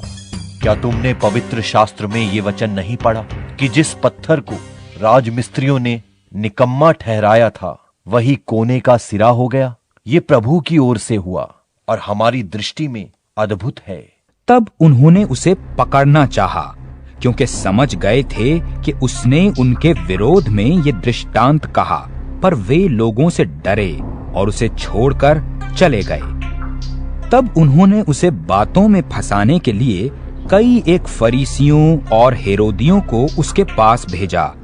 उन्होंने आकर उससे कहा, हे गुरु, हम जानते हैं कि तू सच्चा है और किसी की परवाह नहीं करता, क्योंकि तू मनुष्यों का मुंह देखकर बातें नहीं करता, परंतु परमेश्वर का मार्ग सच्चाई से बताता है। तो क्या कैसर को कर देना उचित है कि नहीं? हम दें या न दें? उसने उनका कपट जानकर उनसे कहा, मुझे क्यों परखते हो? 1 दिनार मेरे पास लाओ कि मैं देखूं। वे ले आए और उसने उनसे कहा, ये मूर्ति और नाम किसका है? उन्होंने कहा, कैसर का। यीशु ने उनसे कहा, जो कैसर का है वो कैसर को दो, और जो परमेश्वर का है वो परमेश्वर को दो। तब वे उस पर बहुत अचंभा करने लगे। फिर सदूकियों ने भी, जो कहते हैं कि मरे हुओं का जी उठना है ही नहीं, उसके पास आकर उससे पूछा, हे गुरु, मूसा ने हमारे लिए लिखा है कि यदि किसी का भाई बिना संतान मर जाए और उसकी पत्नी रह जाए, तो उसका भाई उसकी पत्नी को ब्याह ले और अपने भाई के लिए वंश उत्पन्न करे। 7 भाई थे। पहला भाई ब्याह करके बिना संतान मर गया। दूसरे भाई ने उस स्त्री को ब्याह लिया और बिना संतान मर गया, और वैसे ही तीसरे ने भी, और 7 से संतान ना हुई। सबके पीछे वो स्त्री भी मर गई। सो जी उठने पर वो उनमें से किसकी पत्नी होगी, क्योंकि वो 7 की पत्नी हो चुकी थी। यीशु ने उनसे कहा, क्या तुम इस कारण से भूल में नहीं पड़े हो कि तुम न तो पवित्र शास्त्र ही को जानते हो और न परमेश्वर की सामर्थ को? क्योंकि जब वे मरे हुओं में से जी उठेंगे तो उनमें ब्याह शादी न होगी, पर स्वर्ग में दूतों की नाई होंगे। मरे हुओं के जी उठने के विषय में क्या तुमने मूसा की पुस्तक में झाड़ी की कथा में नहीं पढ़ा कि परमेश्वर ने उससे कहा, मैं इब्राहिम का परमेश्वर और इसहाक का परमेश्वर और याकूब का परमेश्वर हूं। परमेश्वर मरे हुओं का नहीं वरन जीवतों का परमेश्वर है। सो तुम बड़ी भूल में पड़े हो। और शास्त्रियों में से एक ने आकर उन्हें विवाद करते सुना, और ये जानकर कि उसने उन्हें अच्छी रीति से उत्तर दिया, उससे पूछा, सबसे मुख्य आज्ञा कौन सी है? यीशु ने उससे उत्तर दिया, सब आज्ञाओं में से ये मुख्य है, हे इस्राएल सुन, प्रभु हमारा परमेश्वर एक ही प्रभु है, और तू प्रभु अपने परमेश्वर से अपने सारे प्राण से और अपनी सारी बुद्धि से और अपनी सारी शक्ति से प्रेम रखना। और दूसरी ये है कि तू अपने पड़ोसी से अपने समान प्रेम रखना। इससे बड़ी और कोई आज्ञा नहीं। शास्त्री ने उससे कहा, हे गुरु, बहुत ठीक, तूने सच कहा कि वो एक ही है और उसे छोड़ और कोई नहीं, और उसे सारे मन और सारी बुद्धि और सारे प्राण और सारी शक्ति के साथ प्रेम रखना, और पड़ोसी से अपने समान प्रेम रखना सारे होमों और बलिदानों से बढ़कर है। जब यीशु ने देखा कि उसने समझ से उत्तर दिया, तो उसने कहा, तू परमेश्वर के राज्य से दूर नहीं। और किसी को फिर उससे कुछ पूछने का साहस न हुआ। फिर यीशु ने मंदिर में उपदेश करते हुए ये कहा, शास्त्री क्यों कहते हैं कि मसीह दाऊद का पुत्र है?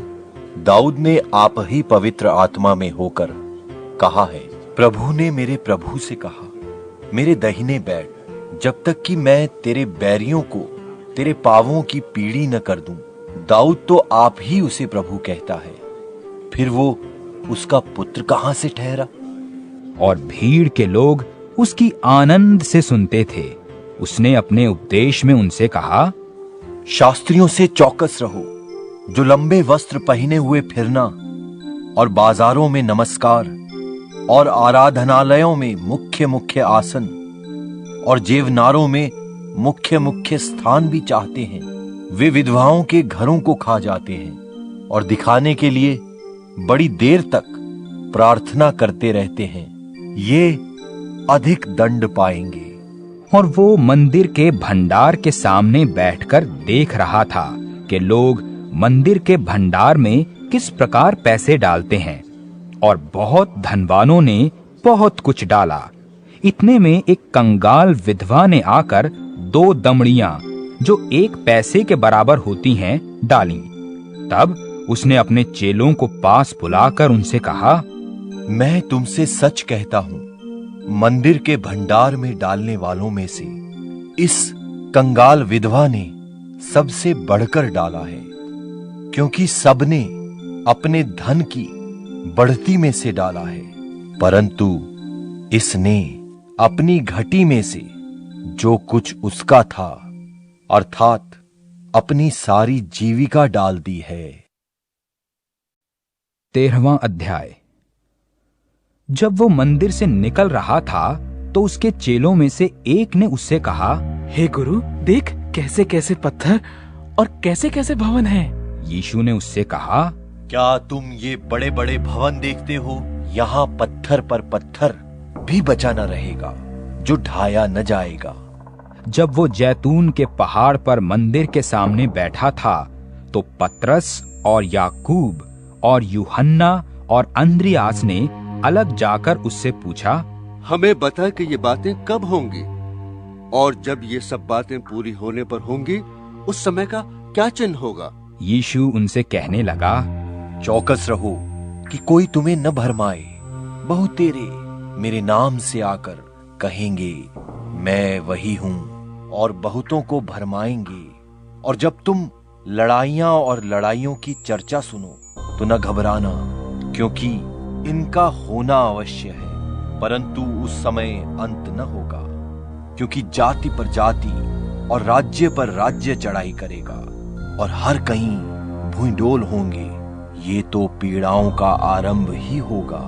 परंतु तुम अपने विषय में चौकस रहो, क्योंकि लोग तुम्हें महासभाओं में सौंपेंगे और तुम पंचायतों में पीटे जाओगे और मेरे कारण हाकिमों और राजाओं के आगे खड़े किए जाओगे कि उनके लिए गवाही हो।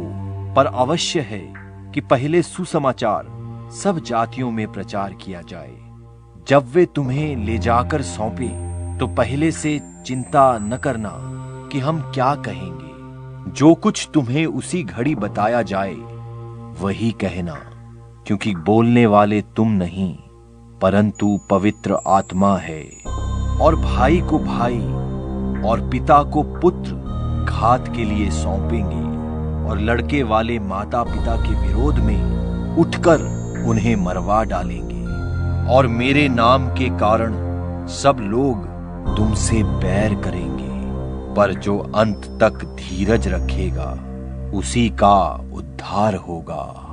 सो जब तुम उस उजाड़ने वाली घृणित वस्तु को जहां उचित नहीं वहां खड़ी देखो, पढ़ने वाला समझ ले।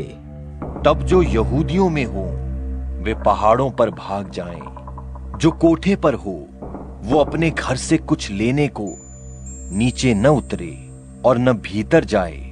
और जो खेत में हो वो अपना कपड़ा लेने के लिए पीछे न लौटे। उन दिनों में जो गर्भवती और दूध पिलाती होंगी और प्रार्थना किया करो कि ये जाड़े में न हो, क्योंकि वे दिन ऐसे क्लेश के होंगे कि सृष्टि के आरंभ से जो परमेश्वर ने सृजी है अब तक न तो हुए और न फिर कभी होंगे।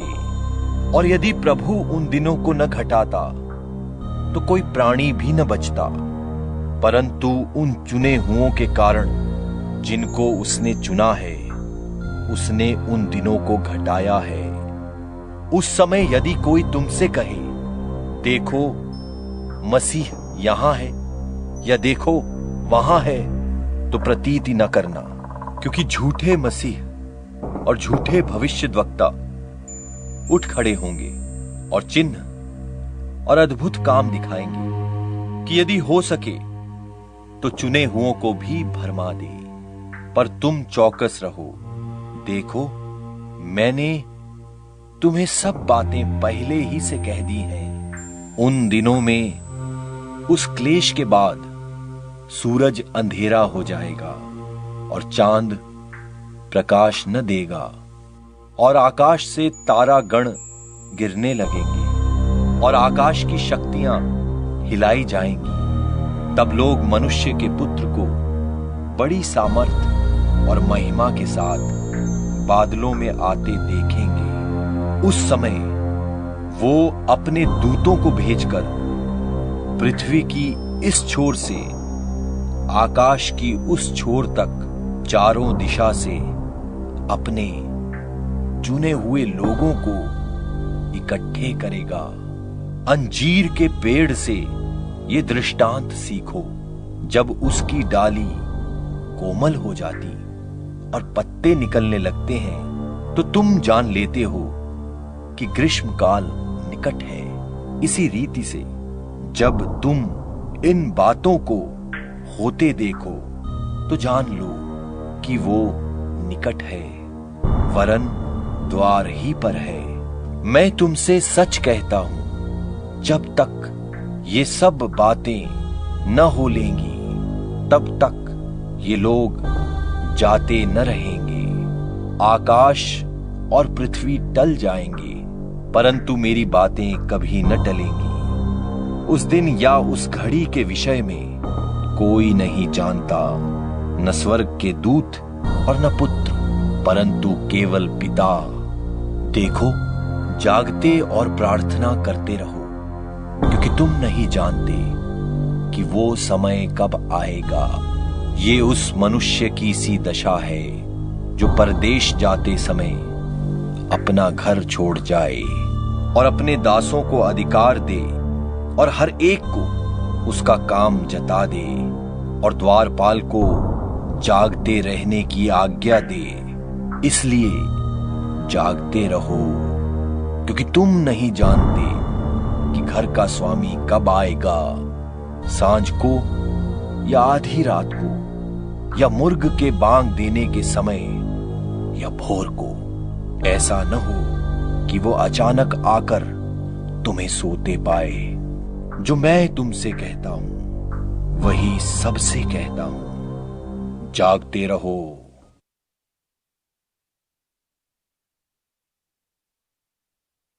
चौदहवां अध्याय।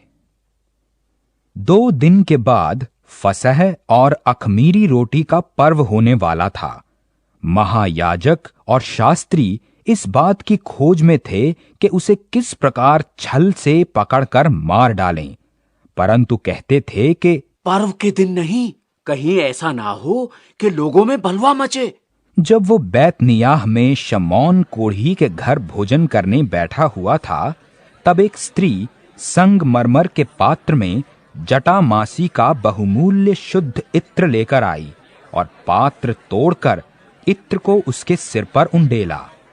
कुछ लोग अपने मन में रिसिया कर कहने लगे, इस इत्र को क्यों सत्यानाश किया गया? क्योंकि ये इत्र तो 300 दिनार से अधिक मूल्य में बेचकर कंगालों को बांटा जा सकता था। और वे उसको झिड़कने लगे। यीशु ने कहा, उसे छोड़ दो, उसे क्यों सताते हो? उसने तो मेरे साथ भलाई की है। कंगाल तुम्हारे साथ सदा रहते हैं, तुम जब चाहो तब उनसे भलाई कर सकते हो, पर मैं तुम्हारे साथ सदा न रहूंगा। जो कुछ वो कर सकी उसने किया है। उसने मेरे गाड़े जाने की तैयारी में पहले से मेरी देह पर इत्र मला है। मैं तुमसे सच कहता हूं, सारे जगत में जहां कहीं सुसमाचार प्रचार किया जाएगा, वहां उसके इस काम की चर्चा भी उसके स्मरण में की जाएगी। तब यहूदा इस्करियोती, जो 12 में से एक था, महायाजकों के पास गया कि उसे उनके हाथ पकड़वा दे। वे ये सुनकर आनंदित हुए और उसको रुपए देना स्वीकार किया, और वो ये अवसर ढूंढने लगा कि उसे किसी प्रकार पकड़वा दे। अखमीरी रोटी के पर्व के पहले दिन, जिसमें वे फसह का बलिदान करते थे, उसके चेलों ने उससे पूछा, तू कहाँ चाहता है कि हम जाकर तेरे लिए फसह खाने की तैयारी करें? उसने अपने चेलों में से 2 को ये कहकर भेजा, नगर में जाओ और एक मनुष्य जल का घड़ा उठाए हुए तुम्हें मिलेगा, उसके पीछे हो लेना। वो जिस घर में जाए उस घर के स्वामी से कहना, गुरु कहता है, मेरी पाहुनशाला जिसमें मैं अपने चेलों के साथ फसह खाऊं कहाँ है? वो तुम्हें एक सजी सजाई और तैयार की हुई बड़ी अटारी दिखा देगा। वहां हमारे लिए तैयारी करो। सो चेले निकलकर नगर में आए और जैसा उसने उनसे कहा था वैसा ही पाया और फसह तैयार किया।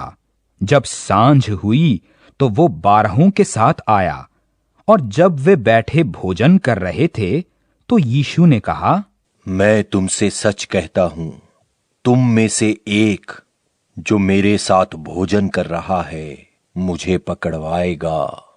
उन पर उदासी छा गई और वे एक एक करके उससे कहने लगे, क्या वो मैं हूं?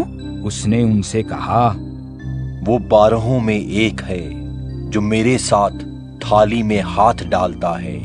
मनुष्य का पुत्र तो जैसा उसके विषय में लिखा है जाता ही है, परंतु उस मनुष्य पर हाय जिसके द्वारा मनुष्य का पुत्र पकड़वाया जाता है।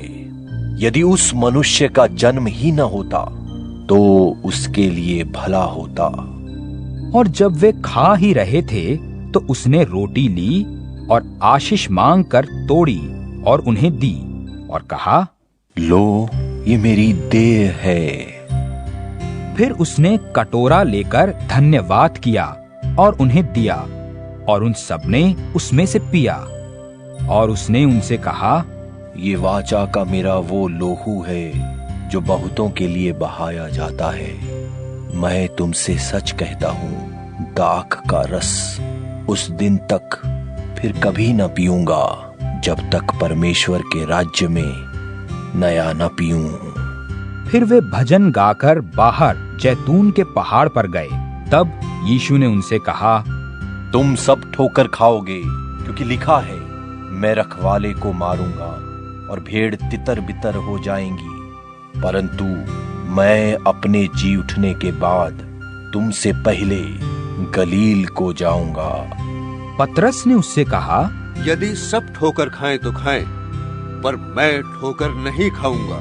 यीशु ने उससे कहा, मैं तुझसे सच कहता हूं, आज ही इसी रात मुर्गे के 2 बार बांग देने से पहले तू 3 बार मुझसे मुकर जाएगा। पर उसने और भी जोर देकर कहा, यदि मुझे तेरे साथ मरना भी पड़े तो भी तेरा इनकार कभी न करूंगा। इसी प्रकार और सबने भी कहा। फिर वे गतसमने नाम एक जगह में आए और उसने अपने चेलों से कहा, यहां बैठे रहो जब तक मैं प्रार्थना करूं। और वो पतरस और याकूब और यूहन्ना को अपने साथ ले गया और बहुत ही अधीर और व्याकुल होने लगा और उनसे कहा, मेरा मन बहुत उदास है, यहाँ तक कि मैं मरने पर हूँ। तुम यहाँ ठहरो और जागते रहो। और वो थोड़ा आगे बढ़ा और भूमि पर गिरकर प्रार्थना करने लगा, यदि हो सके तो ये घड़ी मुझ पर से टल जाए। और कहा, हे अब्बा, हे पिता, तुझसे सब कुछ हो सकता है।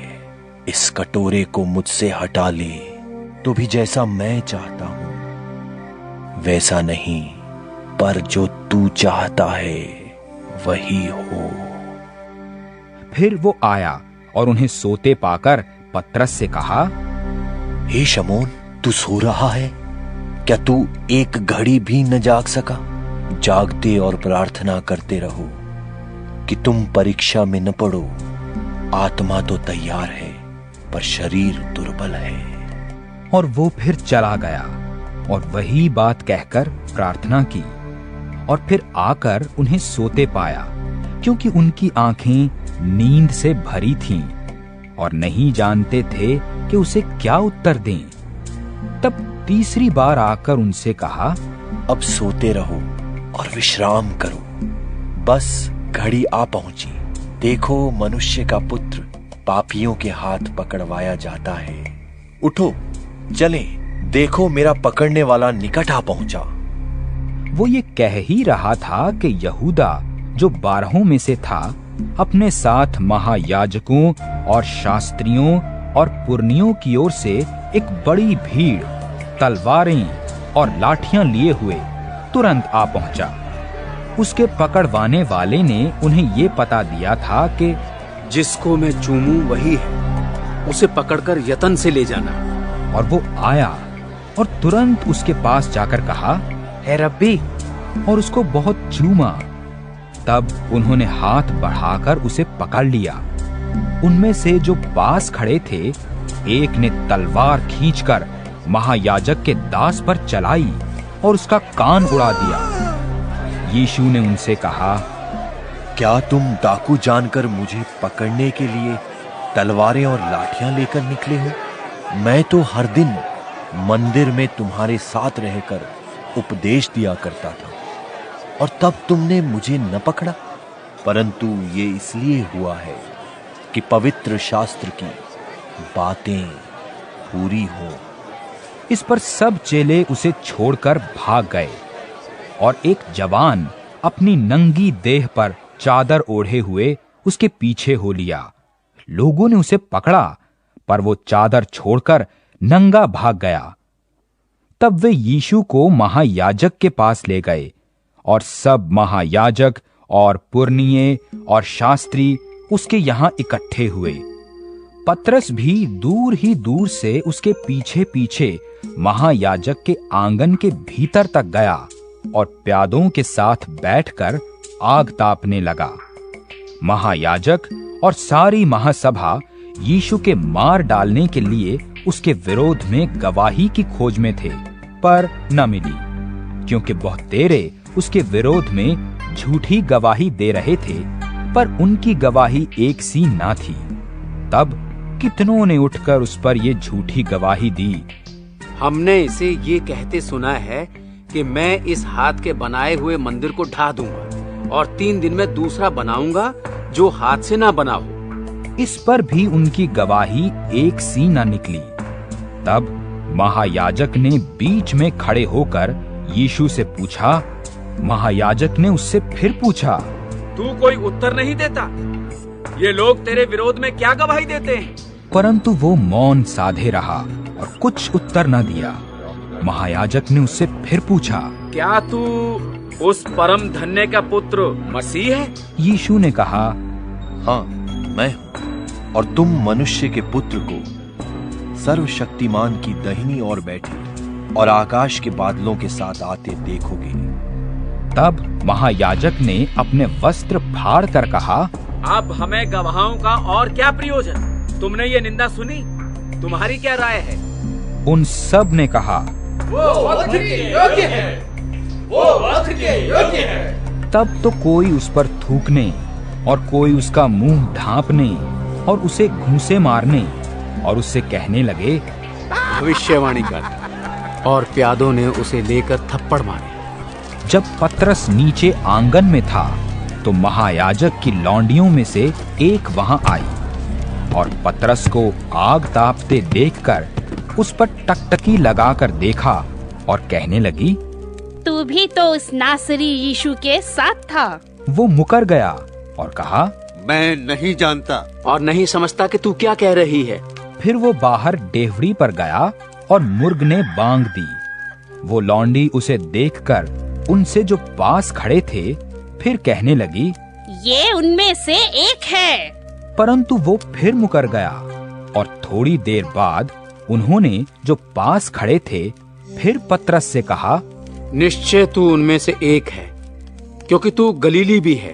तब वो धिक्कार देने और शपथ खाने लगा कि उस मनुष्य को जिसकी तुम चर्चा करते हो मैं नहीं जानता।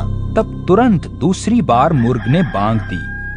पतरस को वो बात जो यीशु ने उससे कही थी स्मरण आई कि मुर्ग के 2 बार बांग देने से पहले तू 3 बार मेरा इनकार करेगा। वो इस बात को सोचकर रोने लगा।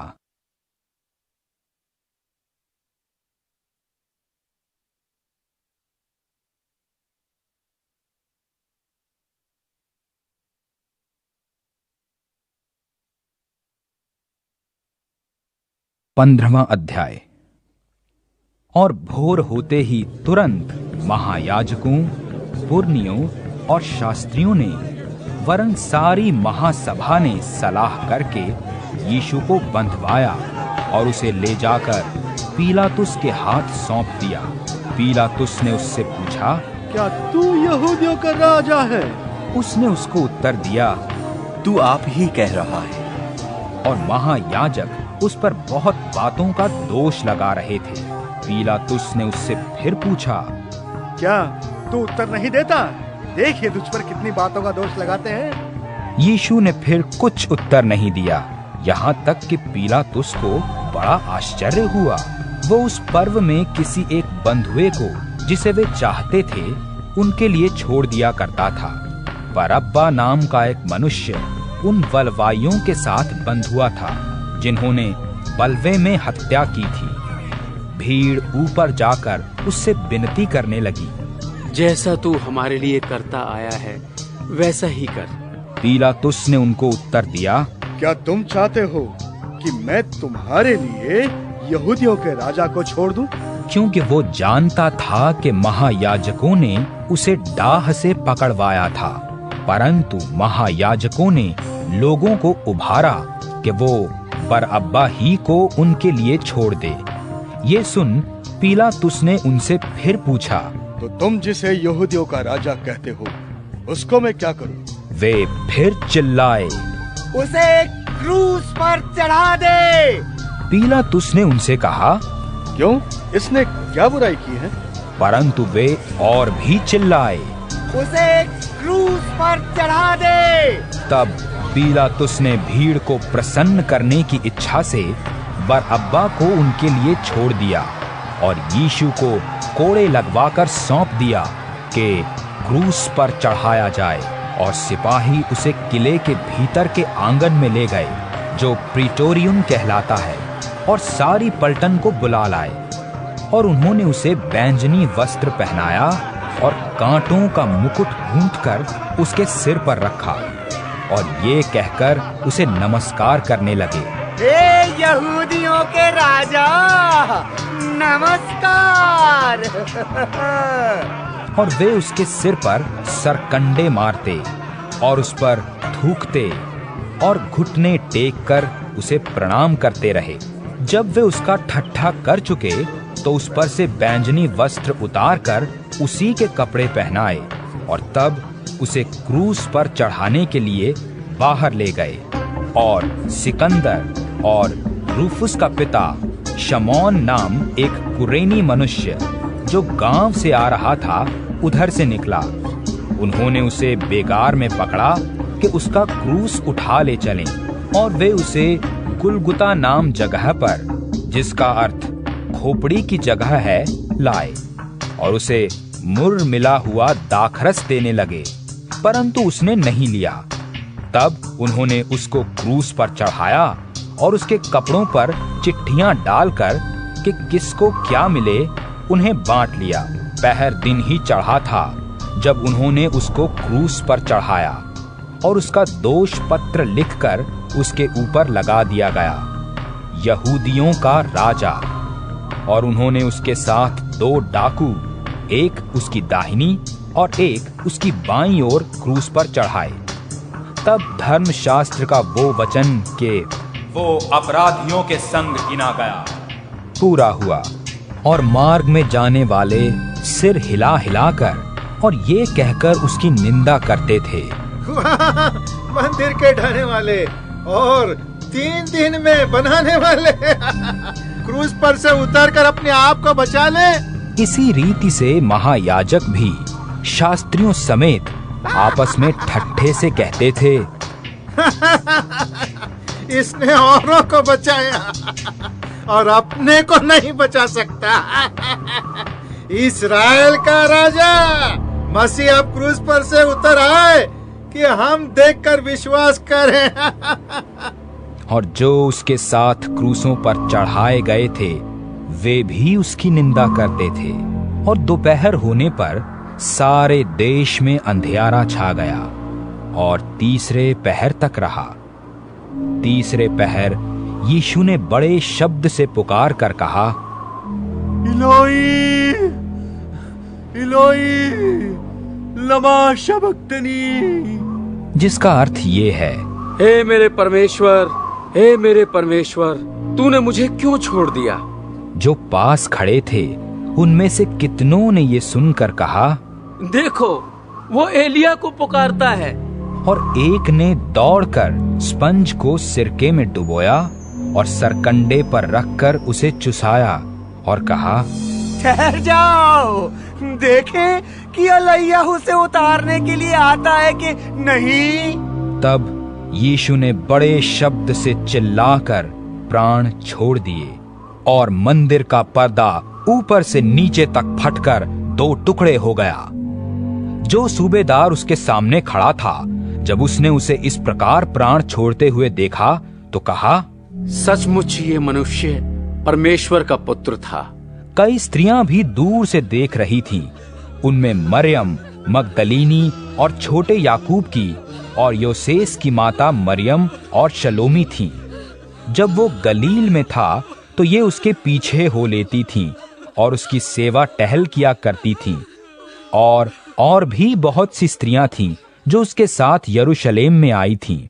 जब संध्या हो गई तो इसलिए कि तैयारी का दिन था, जो सब्त के एक दिन पहले होता है, अरिमतिया का रहने वाला यूसुफ आया, जो प्रतिष्ठित मंत्री था और स्वयं परमेश्वर के राज्य की बाट जोहता था।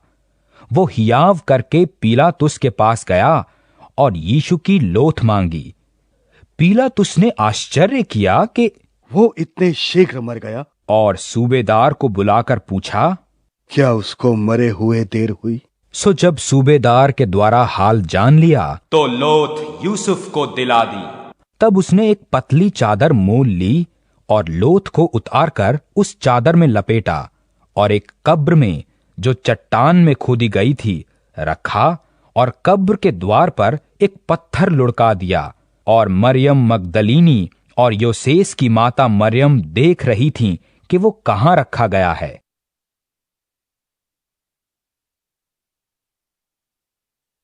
सोलहवां अध्याय।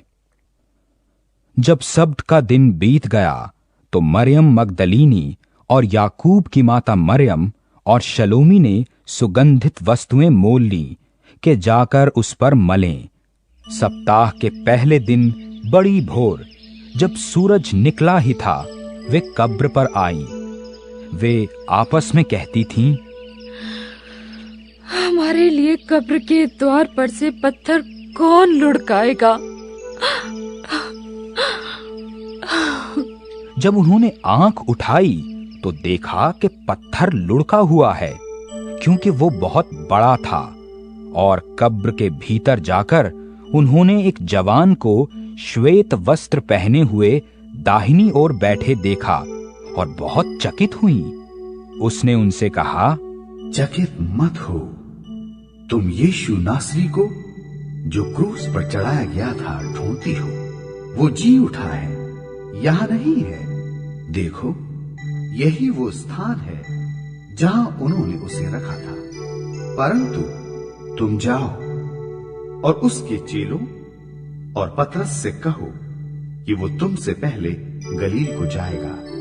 जैसा उसने तुमसे कहा था, तुम वहीं उसे देखोगी। और वे निकलकर कब्र से भाग गईं, क्योंकि कंपकंपी और घबराहट उन पर छा गई थी।